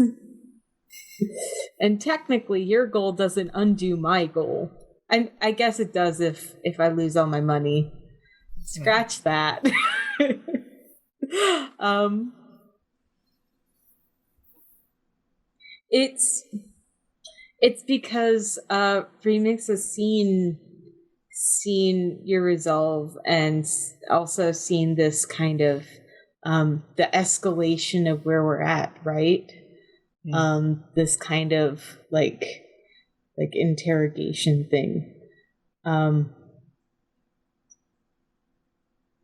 But I can also see the challenge in how personal it's gotten and how that might cloudy your judgment. Okay. That is a 1 and a 4. You choose. I'm going to choose that one. Mm-hmm. And you choose where to put it.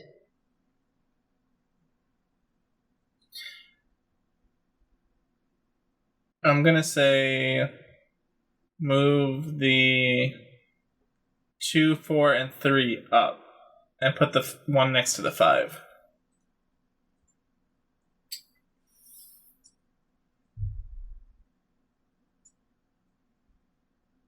Like this? Oh. Yep. Yeah, okay. That tracks.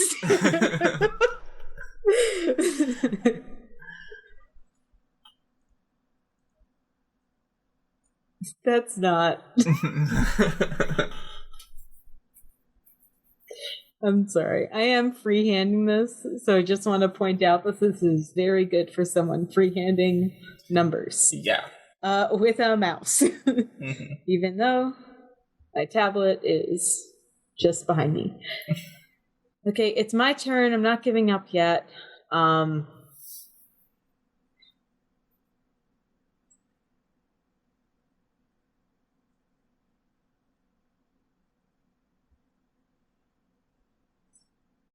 have a vulnerable question.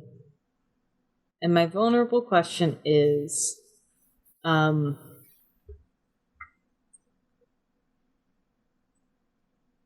pretty sure I didn't ask this yet, but how do I fail?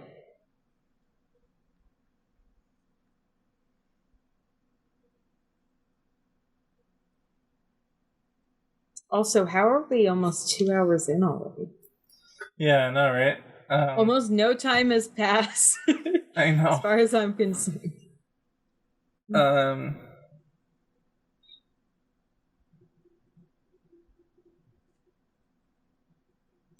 Like, did I fail you personally? Is failure, is it something like in the scene of the room? Did I do something? Or do something before this point to lead to this?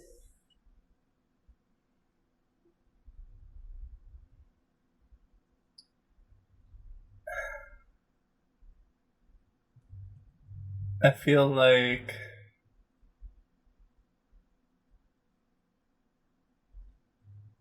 I expected more from you. Oh no, I failed your personal. I'm constantly failing your personal moral standard.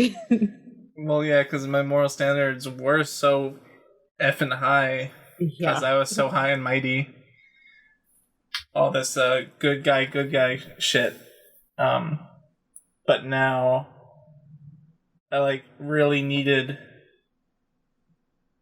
someone close to me to be on my side, but you are still being evil.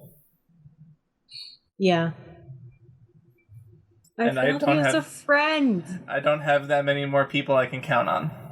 Yeah. Is my problem. Oof. Okay. Mm-hmm. Double 5s. Yes. I'm going to think about this one. Yeah, put it right here. Like how I thought about that one for half a second. Okay, move these up.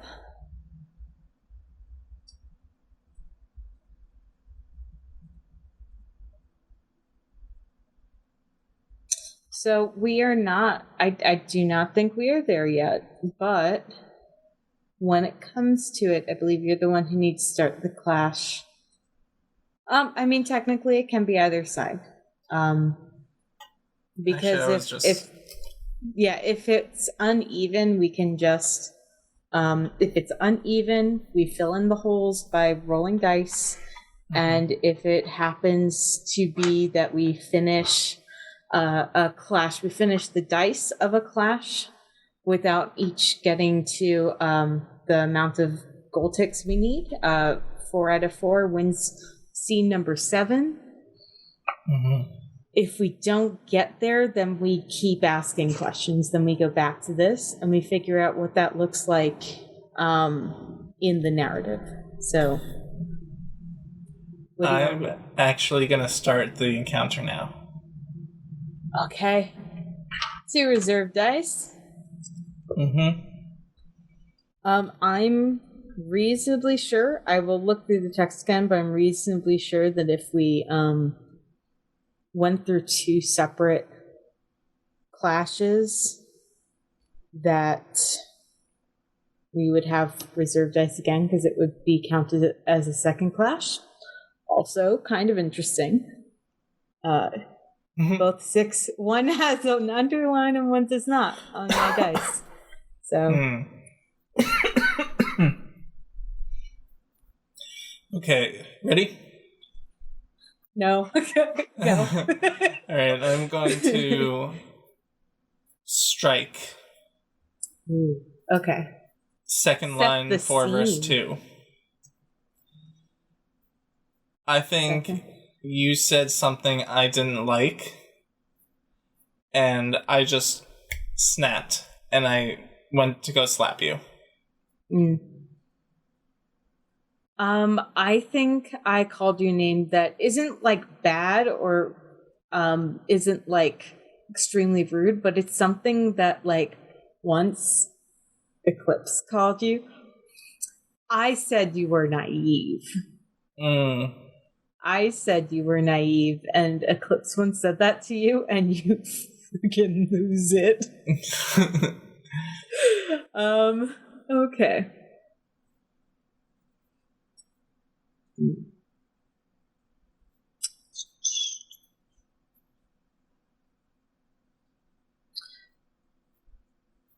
So, you're doing the 4 and the 2 over here.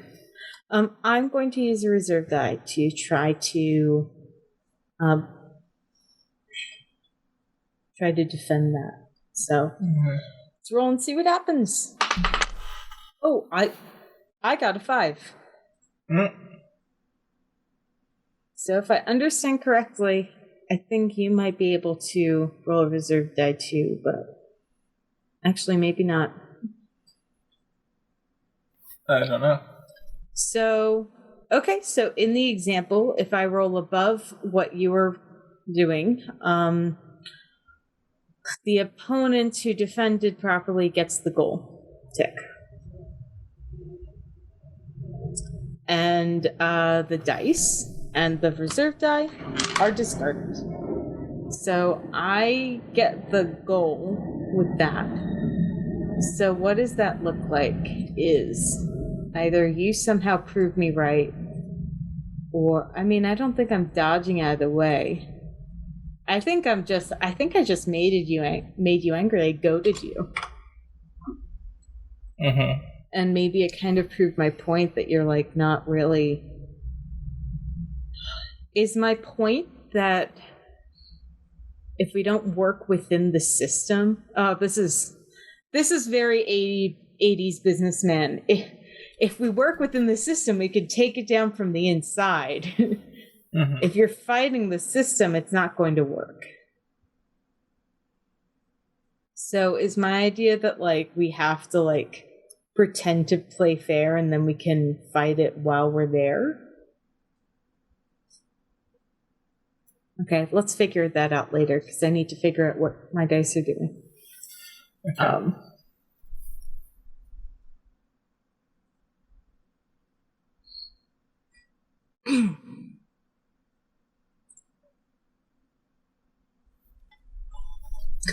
I'm going to reposition.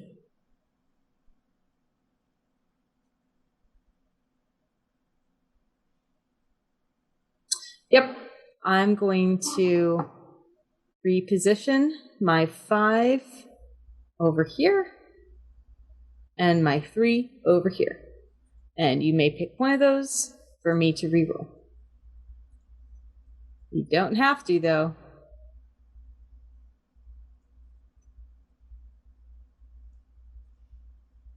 I would like you to reroll the 5. Okay.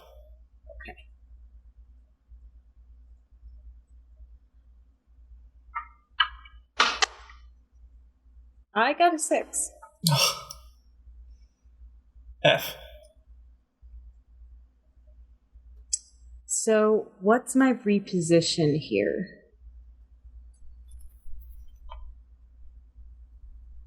I mean, it's not a physical reposition.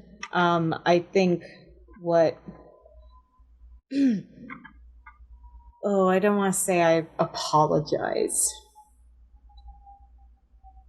Villains don't apologize. What if you apologize sarcastically and use my private identity name? Oh, yeah! Yes, I'm going to call on that.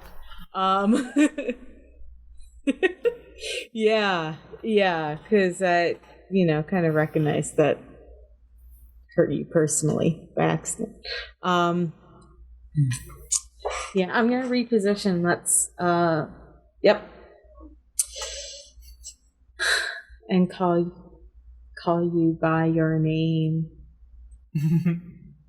Okay, your turn. I literally go and flip the table on you. I'm seeing red now. I go to flip the table, and that's gonna be the 6 versus 5 on the bottom. Okay.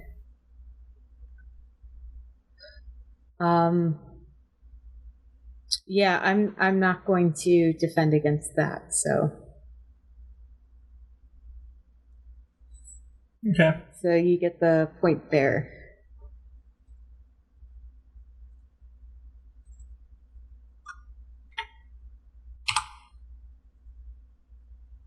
So, I'm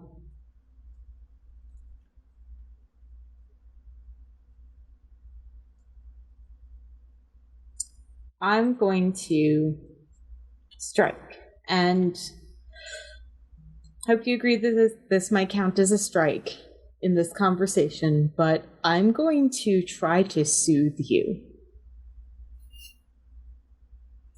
I'm going to try to get you to chill out. And it's probably not something very healthy. It's probably something like, no, you gotta bottle this up. You gotta save this for later. I'm not saying this is a very healthy type of emotional calming. But you have to repress your feelings. You can't release them. Exactly. I'm going to try to do the 5 against the 3 over here. Okay. In the middle.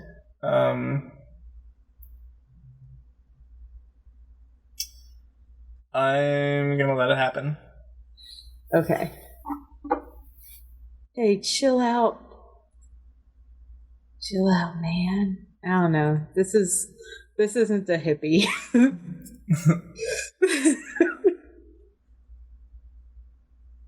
Save your energy for later. I'm not the one you want to fight. It's also not very helpful.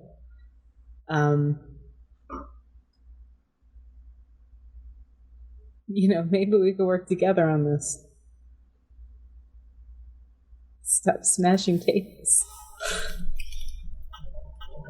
Okay.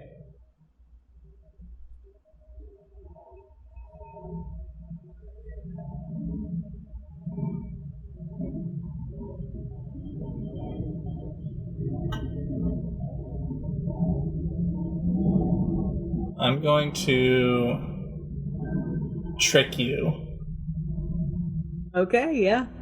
And I'm going to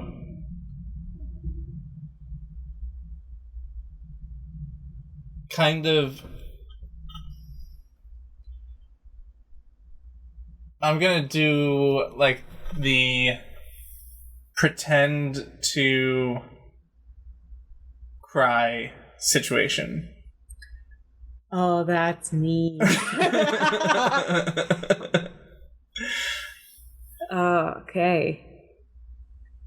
And I'm going to say, discard one of my reserve dice, and you pick up 2 from your line, the 6 and the 3, and re-roll the 2 dice.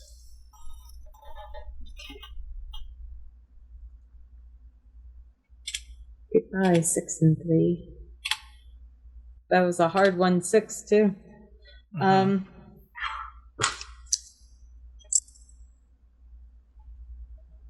A 4 and a 3. Okay.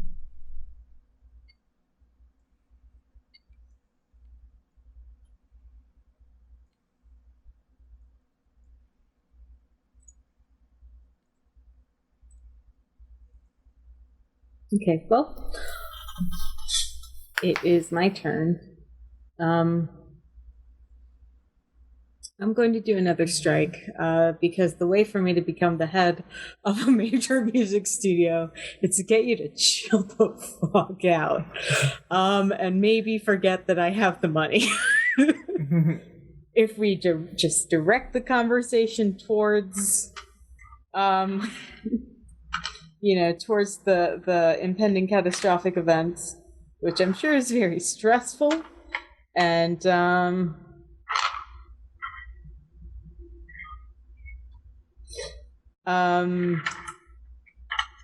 God, it's kind of a shitty non-apology is something like, nah, hey babe, I didn't mean to say that. Hey, Nova, I'm sorry I'm being real shitty today in character. Sorry. Okay, so I'm going to strike, and I'm going to do the 4 against the 2 up at the top. Mm-hmm.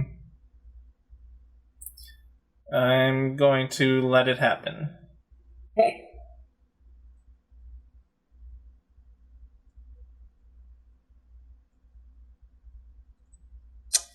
I'm so close. I am going to strike the 4v5, and I'm gonna push you against the wall because you're mean. Yeah. You're mean. Fair. Fuck you. Yeah. So waiting for the claws to come out on that one. Yeah, 5v4. Do you have reserve dice? I have 1 reserve dice. I also have 1 reserve dice.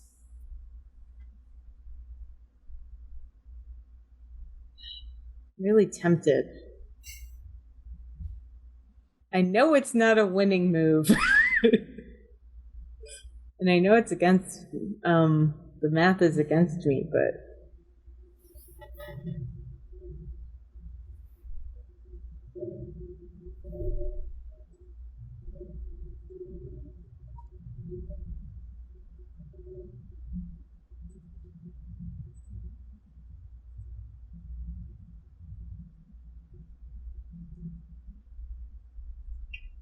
I actually can't use the other ones because I would be out of dice. So this is my chance to use my reserve die.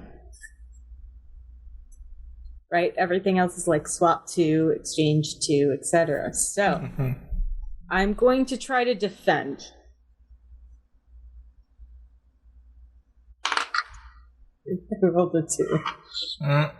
So that's going to be a tick for you.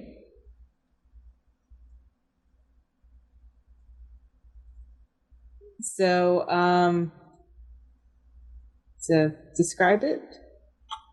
I basically just, you're like, it's okay, babe, I didn't mean it like that. And I just push you and your shit-eating grin against the wall.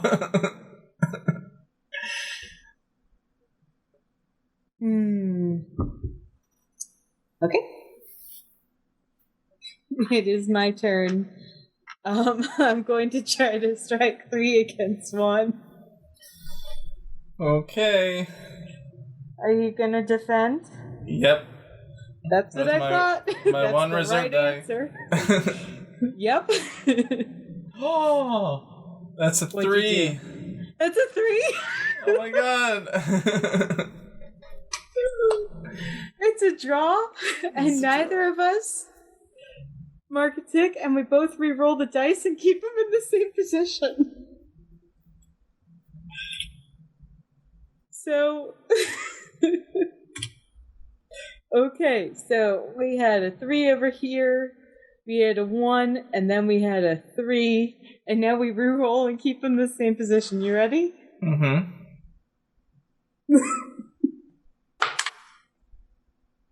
Okay. I got a 5. Oh, I got a 1. Okay. So, oh gosh. Gotta describe what this looks like. You actually win It's one. a full draw. I do, don't I? You do. This never happens to me. You done won it.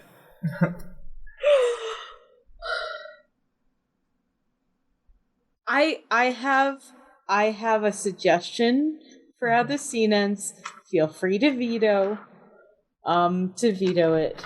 However, my suggestion is that I get you in a hug and I promise to help.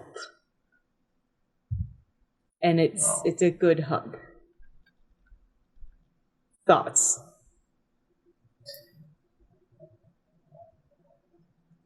Yes, but how are you going to ask that final question? Oh no, I forgot about this. It's gonna be a real shitty final question, isn't it? Yeah. Oh no, you asked the final question, not me. No, you do. The villain asked the hero. Are we both looking at scene 7? Yeah. No, we're not. I was looking at scene 8. I know what it is. Okay.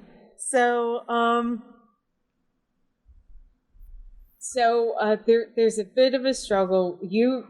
Some of your like fake tears almost turn to real tears, and I finally get you in hugs. Fine, I'll help. Are you proud of yourself? Like you finally like got me. I do the little yes. No, that's out of character. Okay. Yeah. Oh wow. Wow. I wasn't expecting that. That was really like That's crazy. That was a very complicated on some level not complicated at all, but wow, that's a scene. That was the scene. Oh, and that's a final question. Oh wow, okay. Okay. Can you do the reading for scene 8 while I reset the board? We have time for one more scene 8?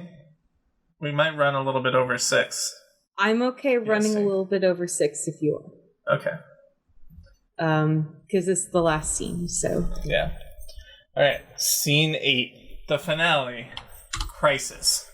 And never return. The worst has happened. Everything has changed. You can't go back to how things were before. Nobody can. Crawling from the wreckage, emerging into the ruins of what once was, maybe you'll learn what you truly are. Of course, they will be watching. The villain declares their goal, then the hero declares their goal. You need at least 4 ticks to declare victory in the scene. In the scene, the hero and the villain don't have to be in direct conflict, but if one of them wants to fight, both must. If neither hero nor villain want to be in direct conflict, use the rules from scene 4. If both hero and villain want to team up in this scene, use rules from scene 5. And we gotta team up in this scene. Yeah, we gotta take down the CEO. We gotta do it. We gotta do it. Gonna take down Eclipse. We're gonna have to revisit the rules for scene 5, which we almost definitely bungled. So I almost definitely ruined. Okay. Wow.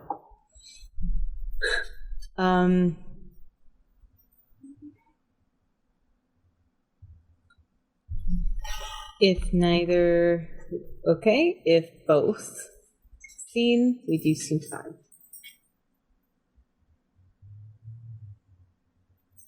Those are some very good goals because it's very much like opposites, right? Take advantage of the crisis or use resources to protect people. Mm-hmm. And secretly pick their identity and reveal them. The hero describes the event. The villain describes their involvement. Okay. Okay, so do you want to, I'm sorry, what? We need to look at and review the rules of scene 5, so I'm going to do that. And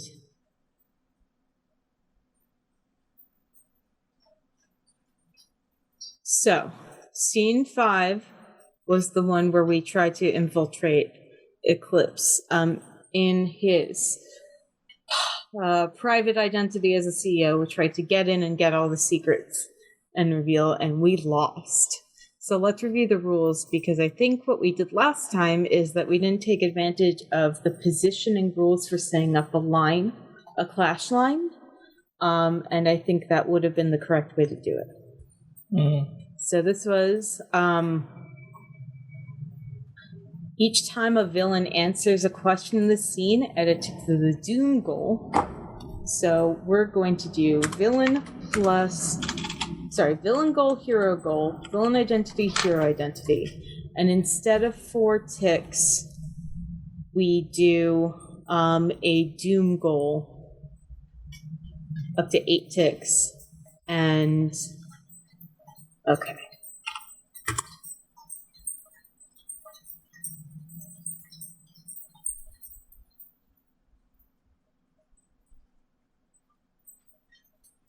Eight ticks for the loss.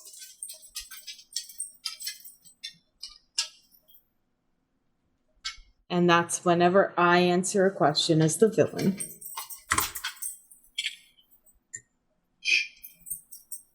Go ahead now. Go on.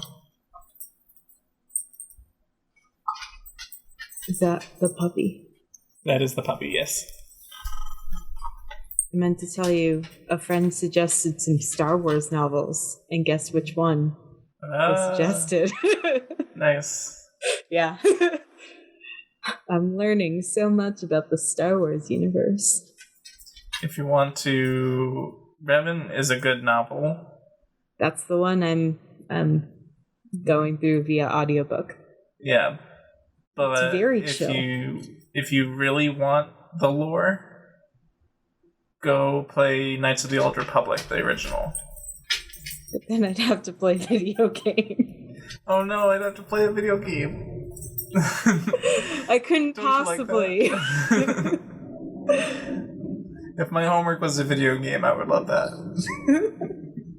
I have a friend who does testing, and he still manages to play video games even when he's not working playing video games, and I don't know how he does it. Okay, scene 5, the rules were, we were forced to work together to overcome a great threat. Rules are made and conflict lines are created as normal, but with no clashes. The only way to earn ticks is with matched dice. Okay, so the only way to succeed is if we match the dice. Mm-hmm. I believe what we did last time is that we didn't do the thing where we can, just like regular set up clash line where we move dice around. And I think that we're going to do that. So match dice is going to be 0 out of 4.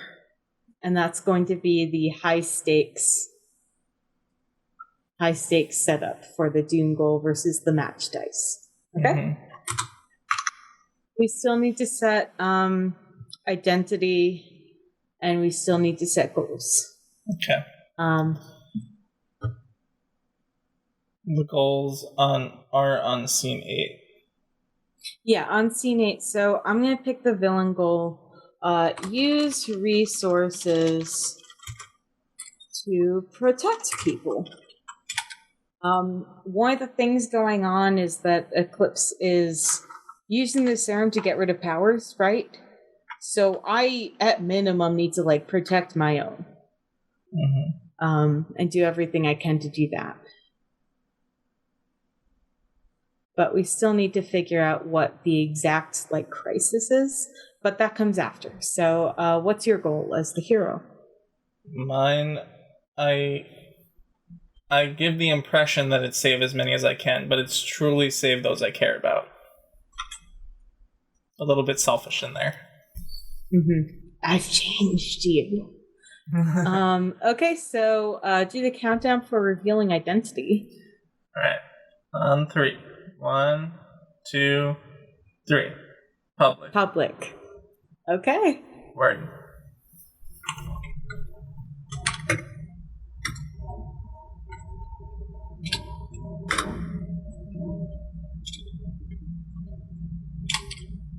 Okay. Okay, I think I'm ready.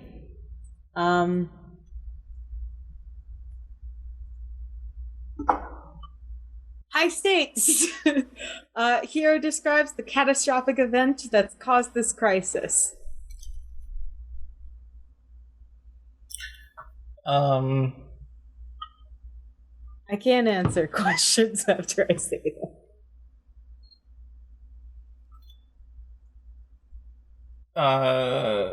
Eclipse is making a public spectacle about testing the serum on someone else. Some poor kid, not even anywhere near a match to Eclipse, but he's just doing it because he's on a power trip. So he hijacks a stadium and makes a televised public event of it. Oh, I love it. That's very evil.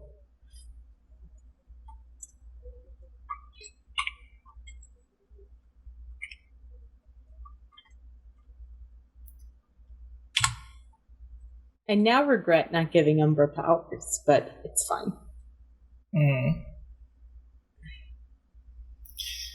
Oh gosh. I guess this is even worse for Umbra, because not only did he not have powers to begin with, but he has to watch all of his friends and people lose their powers. It's kind of also bad because it's people are what, you're dreading being me? Really? There's also a bit of that. So the villain describes their involvement in the event. Now, we've already said that Remix is not at all working with Eclipse. In fact, a lot of there isn't really a villain group like there is a superhero group, and villains don't really work together. So, sorry, I just had the stupid idea of Remix is DJing the event, but that's not. We can't. It's not what's happening. The villain describes their involvement with the event.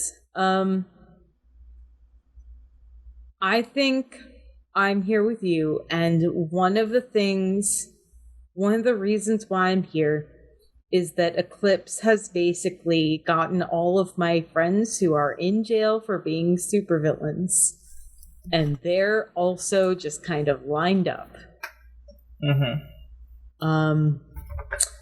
And Eclipse is very obviously showing that it's not just the suit.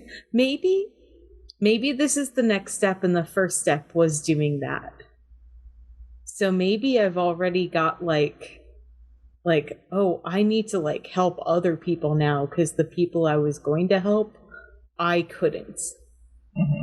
because it already happened in secret or something. What do you think about that? My involvement in the event? I'm not helping, but I'm here with you to kind of figure out how to stop this, I guess. Mm-hmm. Oh, I know what the involvement in the event is. Okay. One of the things about Remix is that Remix is a DJ. Remix has the AV equipment that Eclipse needed. And Eclipse is probably like, yeah, I basically own this company. Thank you, goodbye. So I have some amount of, I have some amount of responsibility about this, right? Mm-hmm. So the hero asks the first question. I'm going to ask a vulnerable question. Right off the bat. Right off the bat. Okay. How do I break? How do you break? Oh, that's so rough as a first question. Mm-hmm.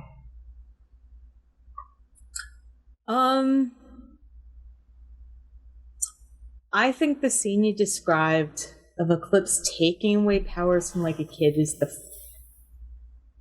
Hey, you know who that kid is? Mm.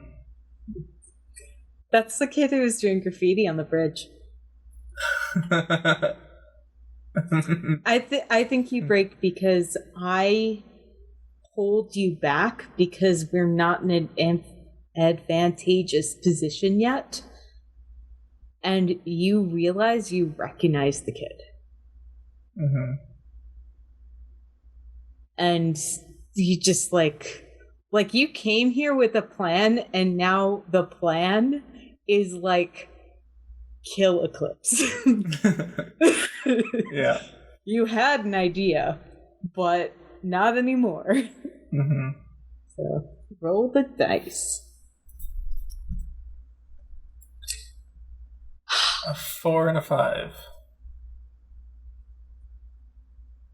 You can choose any one because it's not about most, it's about any.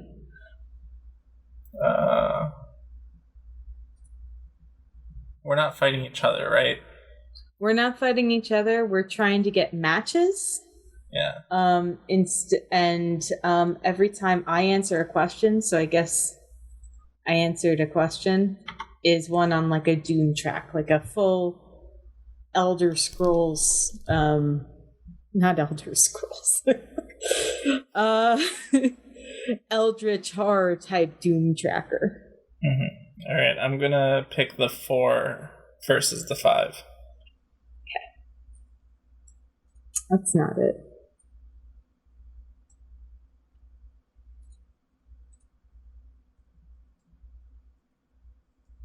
Okay.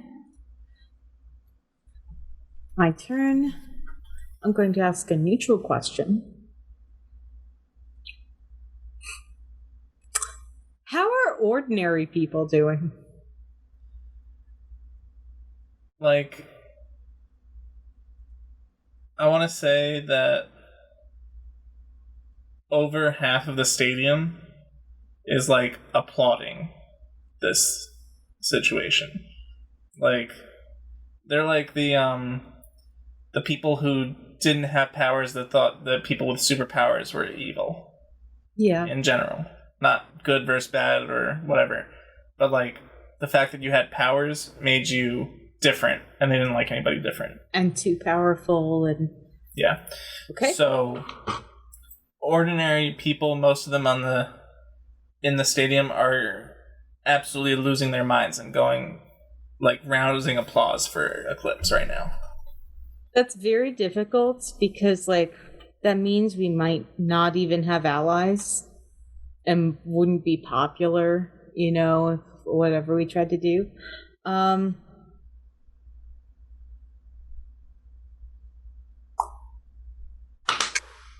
Yeah. So 3. Okay. Mm-hmm.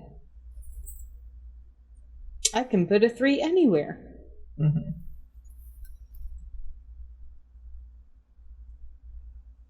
I think last time I did in a different color, but it's fine. So that's back to you. Neutral question. Yes. What is gone forever?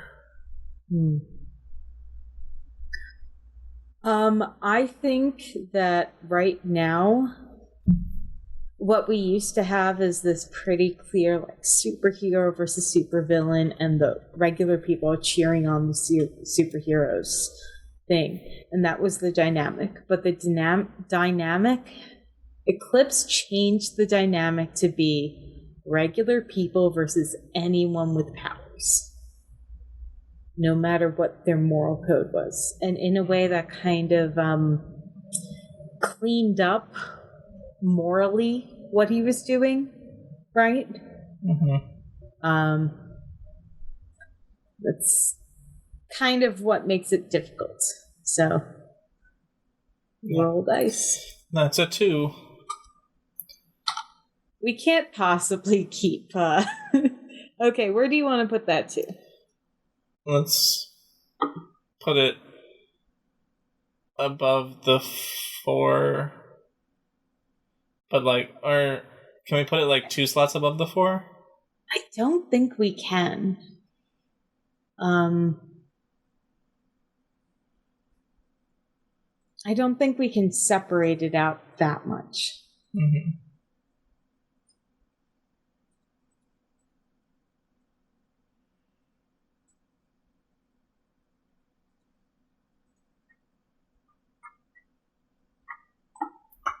Conflict line.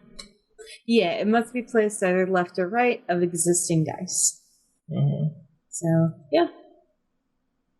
Okay. Okay. Oh, it is my turn. I'm going to pick a flattering question.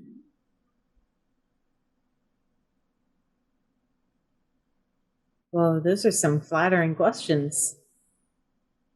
Wow. Okay, what new strength do I discover?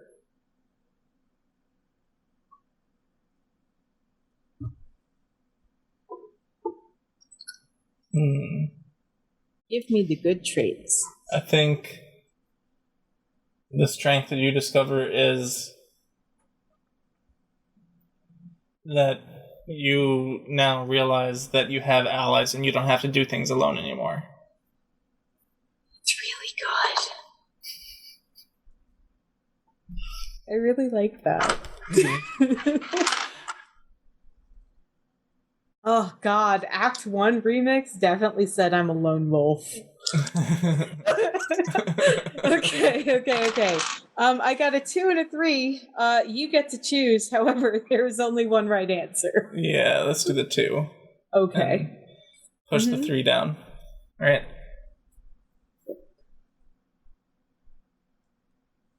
Okay, we're at 1.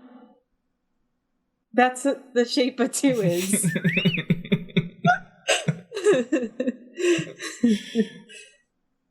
Okay, that's a big.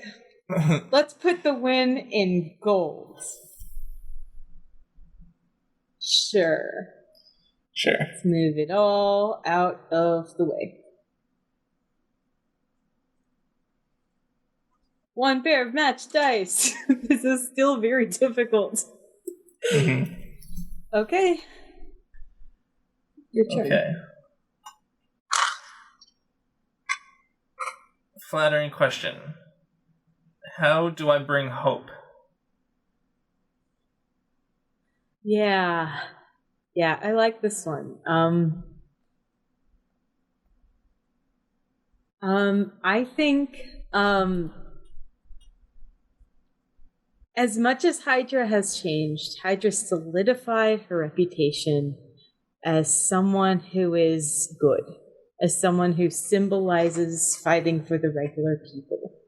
And I think that you conjure an animal that's kind of like your symbol of everything will be okay, and that's something that people recognize. I want to say it's like, oh, there's like an eagle, but what do you think that is? My mind immediately went to eagle too. Can it be like a big gold eagle above the stadium circling, and some people like recognize it, especially the heroes and villains recognize it. Why don't we ride in on the eagle? Oh my god. Like, not even just an eagle, like a Lord of the Rings size eagle.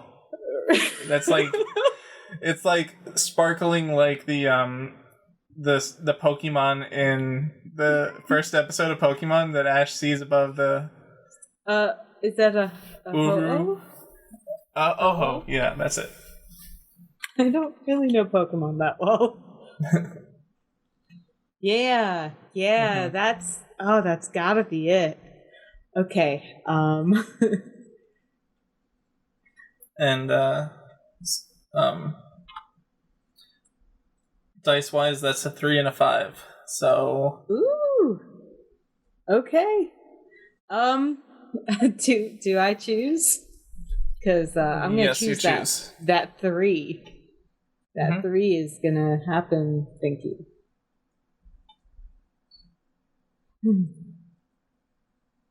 And that brings us to 2 out of 4.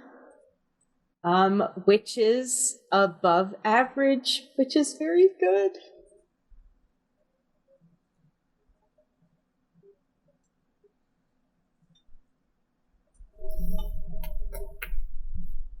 Okay. The line right now is just a 4. Okay, your turn. Yes, it is. You can do a vulnerable question.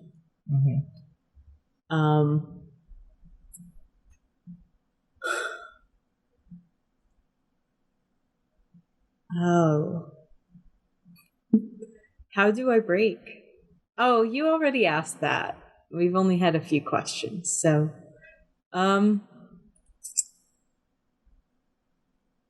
what can't I deal with?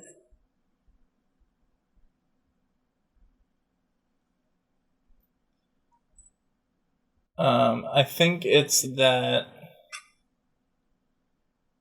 even though he is doing like the most evil thing possible right now, Eclipse is getting all the attention that you wanted growing up as a villain.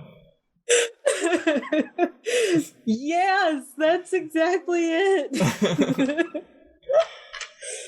I should be on that TV. Yep. That's so shitty.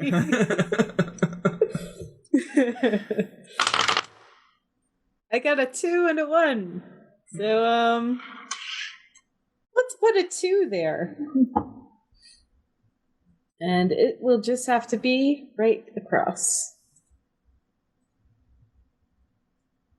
I guess technically it doesn't make a big difference if it's a 2 or a 1, but it just feels wrong to choose a 1 in this game. Yeah, that's true. After so long. Okay. Back to you.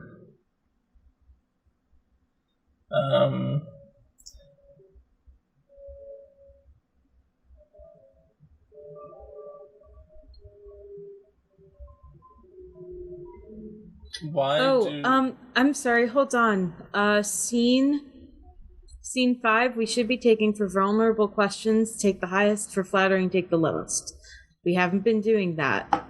However, on the last one, technically out of a 2 and a 1, the 2 is the highest. So I'm gonna make a note of that real quick on my little notepad, because we should be following by that. Because that does change things a bit. Yeah. 2d6 lowest. Okay.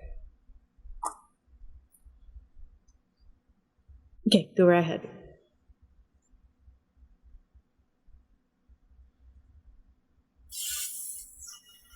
Flattering. No. That's not already.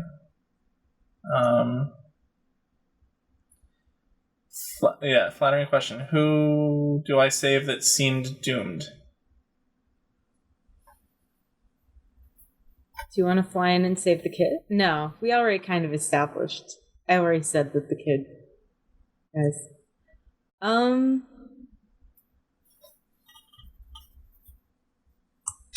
Hey, who's a coworker? Who's up on the chopping block?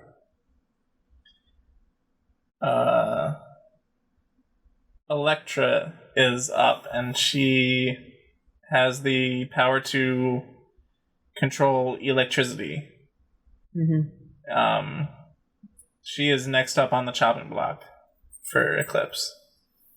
Is that our grand entrance? Is swooping down? Sure. I guess. Okay, I'm really into that. Roll and take lowest. 1. Okay. Is the lowest.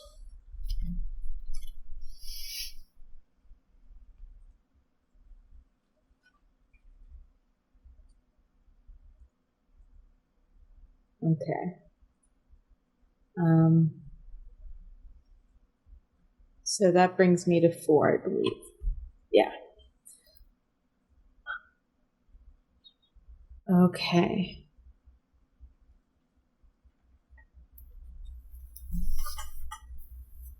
I'm going to roll a neutral question. Mm-hmm. I actually have an idea for Electra. I think that we're going to try to use Electra to interrupt the broadcast. But my neutral question is,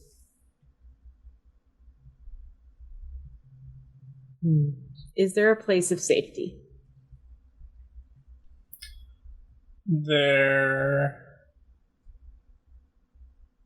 is an emergency exit behind the stage that if we were to somehow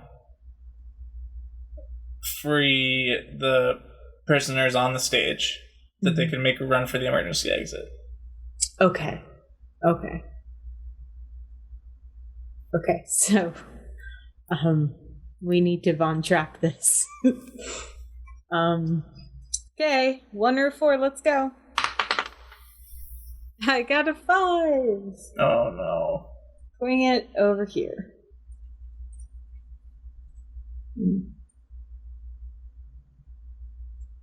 Okay. Go.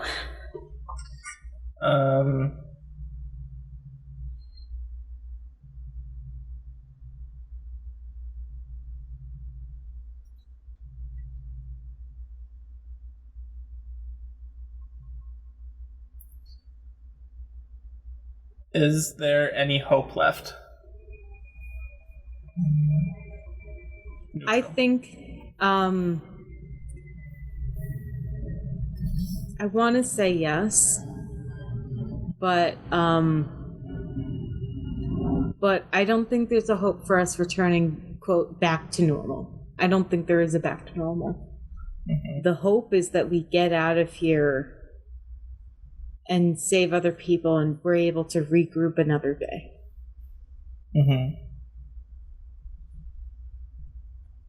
So there's hope left in that we're definitely trying to make a difference, but society's fundamentally changed. So yeah. Okay, roll dice, make it good. That's a 2. That's 2. That's 2. It's 2. We're gonna do it. Oh my god, that's the shape of a 2. That's our 3rd match. Okay.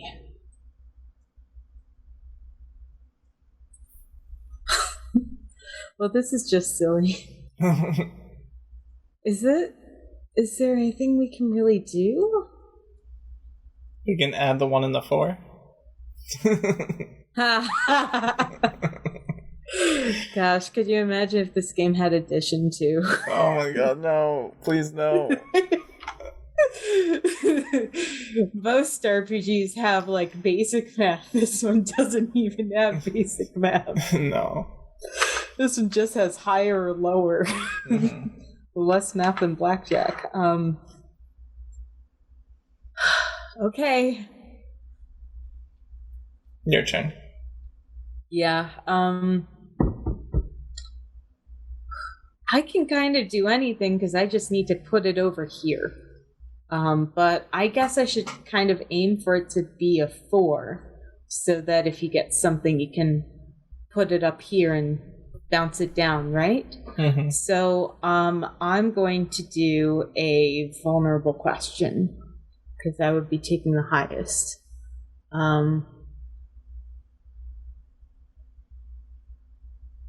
What power ability do I lose? I don't think it's too early to ask that, but I want to ask that question. I think...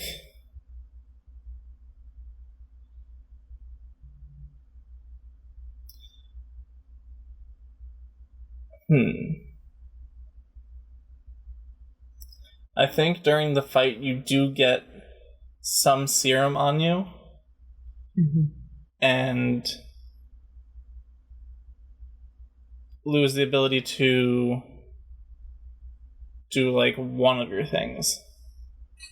Take an element. An earth element. Ooh, that's one of my favorites.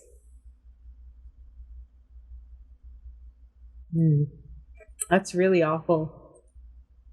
Oh, can we say that each of my 4 limbs is an element and I get one of my hands is... Yeah. Hey! You get Luke Skywalkered?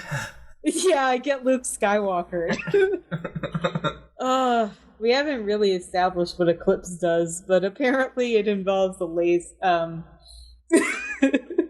apparently it involves a lightsaber. Laser sword. Yeah, laser sword. TM. That's where my brain is at. Is saying laser sword. So, I got 1 and a 5. Doesn't really help, because now there are 2 5s. Well, I guess so, because at least it's on, like, the high end, so... Mm-hmm. So I'm gonna pick a... At least I didn't get 2 3s. Yeah. Okay. Vulnerable question. What do I sacrifice to save myself? Ooh. I mean, me. My heart. Yeah, that would be pretty bad.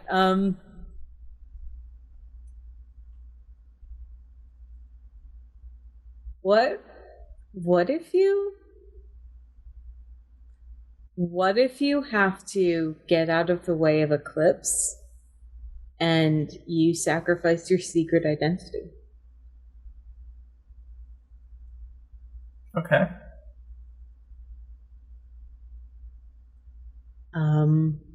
Yeah. No, yeah, we're both in public. So, public personas, so... Yeah. I mean, it could be as simple as a mask flies off or something, but we're on camera. Or he calls me by my name or something. Yeah. So this is like... He says, shit, what was the thing you said? Babe. No. You're so naive, Kent. This is real Green Goblin hours. two of the things that piss me off the most: calling me naive and calling me by my name when I'm in a public persona. Yeah, but I think your private face is now on camera, and that is a big no-no. But you could have turned away, but you didn't. You just kept going. So 6 out of 8 villain answers to that. Roll them dice. It's 2 2s. I'm gonna say, put a 2 between the 1 and the 4. I guess. Move the 4 down. Maybe.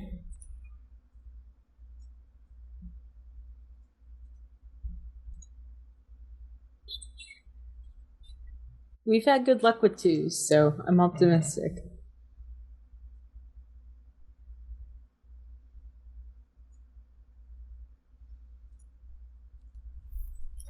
Back to me. I'm going to pick a flattering question. Mm-hmm.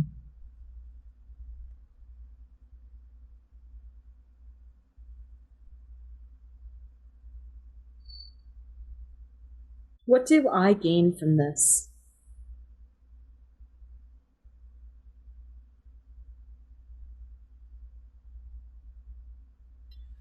You gain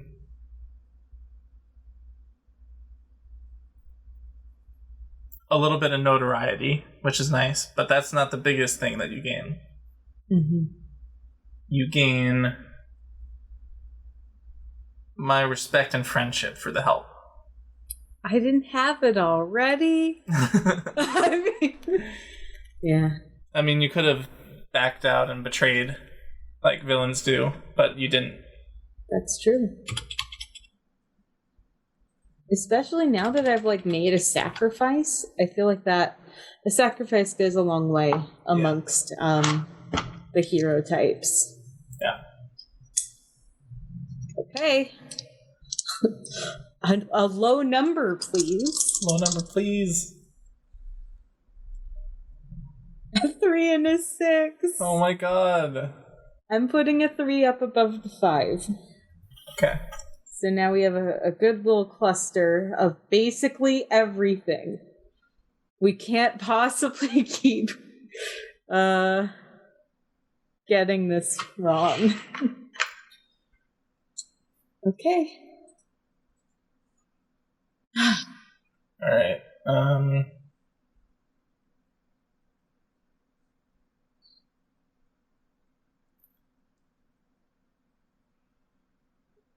I don't know what to ask.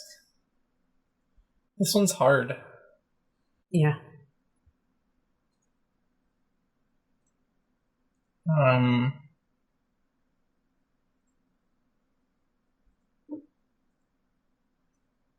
Did I ask what can't be repaired? I feel like I did. I don't think so. Okay. Maybe I asked what is gone forever. I think I asked that one. Yeah, I think so too. Okay. What can't be repaired? Neutral. Can't be repaired. I mean, the easy answer is your faith in the system. The other easy answer is the stadium.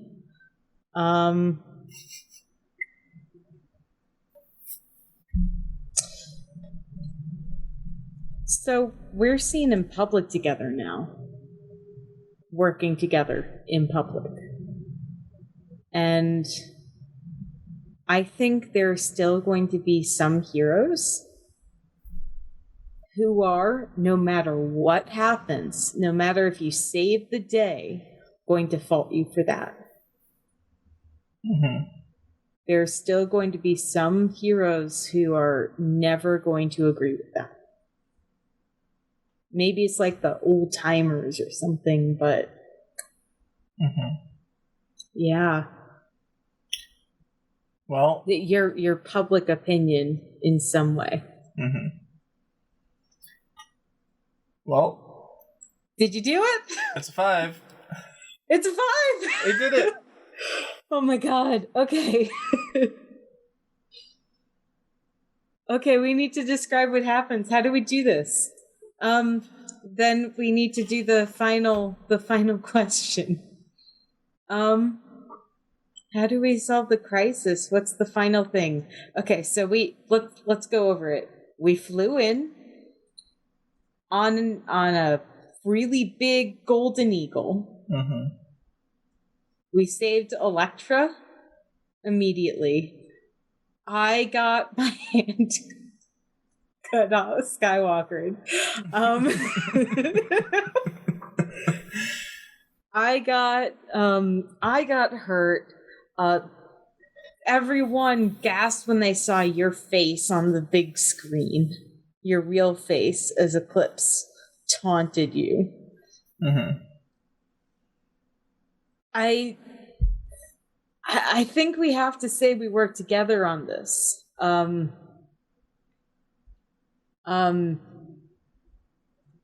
And I think I'm able, either you get some sort of confession out of Eclipse because you're already in dialogue with them, and I help people get out from the stage. Do you want to do that? Well, okay, so we end up besting Eclipse, right? Yes. Yeah. I feel like when he divulged my secret identity, Mm-hmm. I want to do the same to him. Yes! So I do what he did to me. I get him down on his knees by the hair, and I rip his mask off for the camera. Yeah. Yeah. Gosh. Do you also use the serum? Do you do a switcheroony?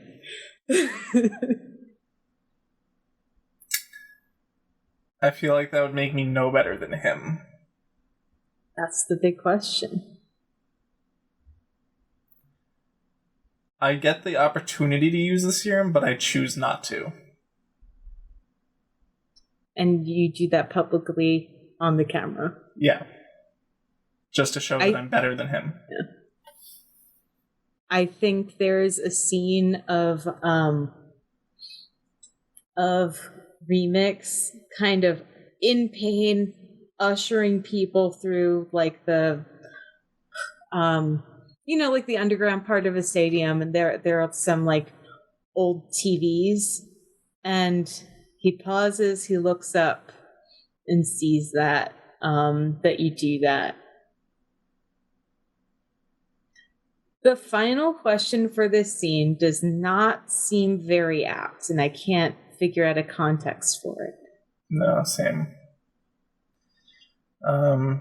So the final question, if you want to read it out, and I'm wondering if we can find a replacement. I think I have the perfect replacement, and correct me if I'm wrong, but I'm going to... No, it would be up to you. Oh, okay. Because I was going to type it up to you and see if we wanted to use it. No, go for it. Just go for it. It says the hero asks the villain, so whatever you want to do, that's the last question, the question that you get. Okay. So we get out of the situation. Eclipse is arrested. Everyone is safe. I turn to you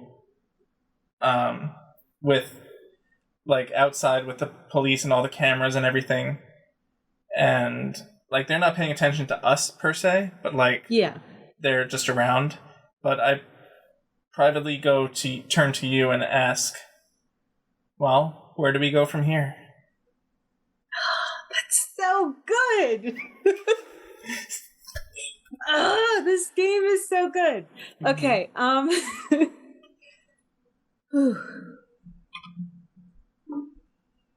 Epilogue. Time skip. I'm ready. Let's go. Every other tomorrow. Life goes on, except when it doesn't. Who did you lose? What couldn't you save? What ambitions went unfulfilled? What regrets weigh heavy on your heart? What scars do you carry? What do you remember? What do you want to forget? What is your life as a new generation carries on the fight? Who are they to you now? Scene rules. Take turns asking questions of each other. Nobody has a goal in this scene. No conflict lines are built. No dice are rolled. Ask whatever you like. Answer however many you like. How many years has it been? What's wrong with the new generation of heroes and villains? Who's dead now? Who lived despite everything? Are you still a hero? Are you still a villain? Did any of it matter? After 3 questions each, count the total ticks of completed goals. Who achieved the most? Who won the most? See, I feel like that's obvious. Talk about this if you like. Gloat, laugh, rub it in their face, or dismiss it as unimportant. So we're just going to try to find a satisfying ending, figure out what the time skip is. I believe you start, actually. Yeah. I think we're in our private personas and we're on a bench in the park overlooking the lake. And we're talking about the events of what happened and reminiscing about it. And I ask, am I a good person? The villain answers either yes or no. They can expand, but they don't have to.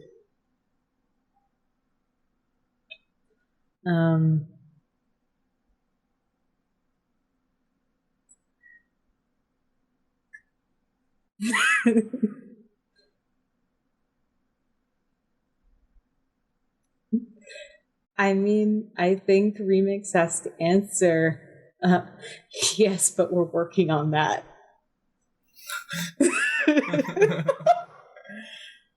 Yeah. Because I think on some level, Remix sees you as self-sacrificing to the point of being self-sabotaging. And thinks that you would be better if you were a bit more selfish and thinks you would have an easier time. Okay. Then the villain asks the hero, do I deserve redemption? Villain? And after a long pause, I turn to you and I say, want to go grab a drink?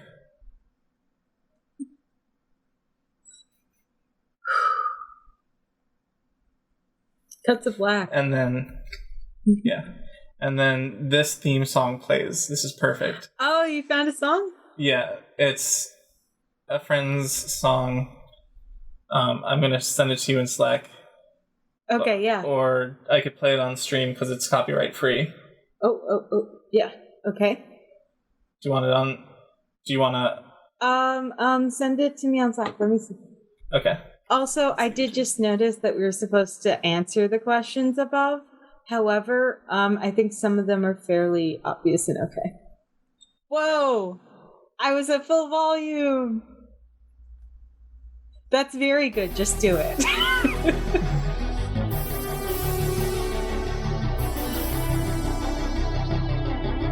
Yeah. Woo! I want to take a moment and bask, and then do you want to debrief? Do you want to take a moment?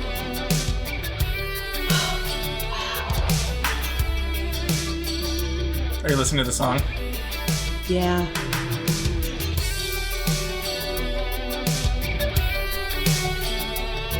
That's credits. I feel right? like that's that's credits. That's end scene. Yeah. End film. End trilogy. Yeah, true. It was trilogy. Mm-hmm. In true 2010s, 2020s fashion. Yeah. Oh, yeah. Okay. Wow. Okay, so any last words? in general about the game because I have a lot of thoughts. Okay, yeah. Yeah. We can do a breakdown. I'd love to, just to like Decompress. chill. Yeah, definitely. That is kind of how I decompress, although I fully understand if other people decompress in other ways. So I try to. So, I would play this over and over again. Yeah. But I also have a lot of fun playing a villain. I'm not going to think too hard on what that means for me personally. However, considering that I DM, I don't think that's too much of a surprise. What did you think about the game's take on superheroes versus supervillains? I feel like they barely gave like their opinions on what superheroes and supervillains should be, but like made it about the players' interactions. That the players or the characters?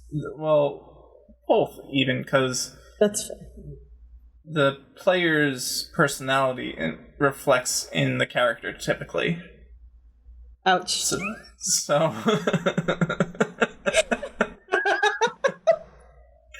yeah. Yep.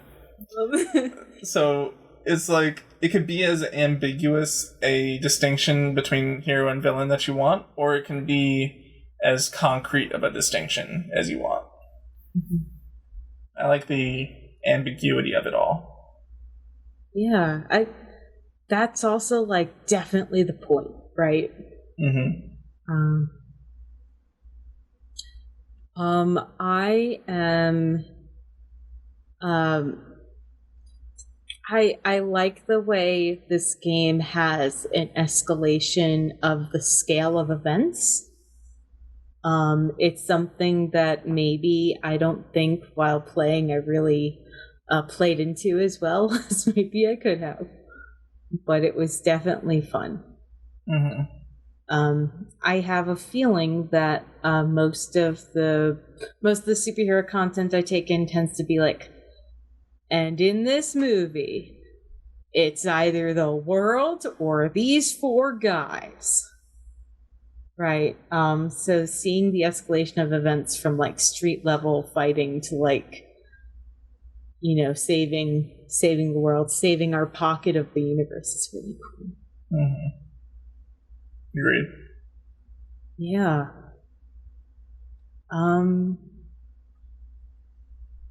Yeah, I would play this again, definitely. Hell yeah, me too. Yeah. This is probably one of the best RPGs that I've ever played, honestly. Really? I'm really glad I got to introduce it. I'm glad we took the time to also play the whole thing. This is not short. Even a little bit. And it's not the same as, say, a game that doesn't have an end, because this has a finite end. However, this is also not a 3-hour jaunt. This is like... No, yeah. How many? I don't want to think about how many hours. This is 9? Multiple sessions. Yeah. Yeah. I mean, theoretically, it's one long day, but yeah, at least 9.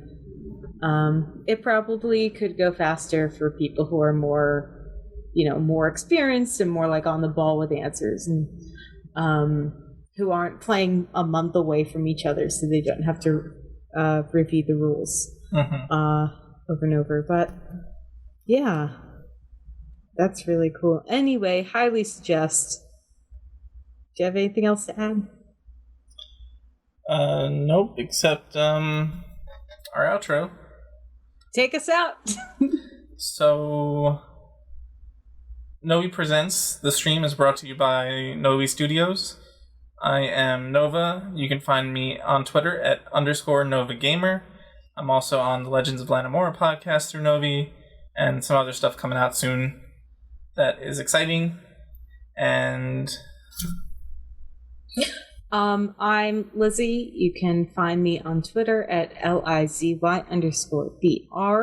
I DM on the City in Snow podcast, which is a D&D 5th edition game that is not related to superheroes. Okay, it actually is kind of related to superheroes now that I think about it. It is kind of related to superheroes.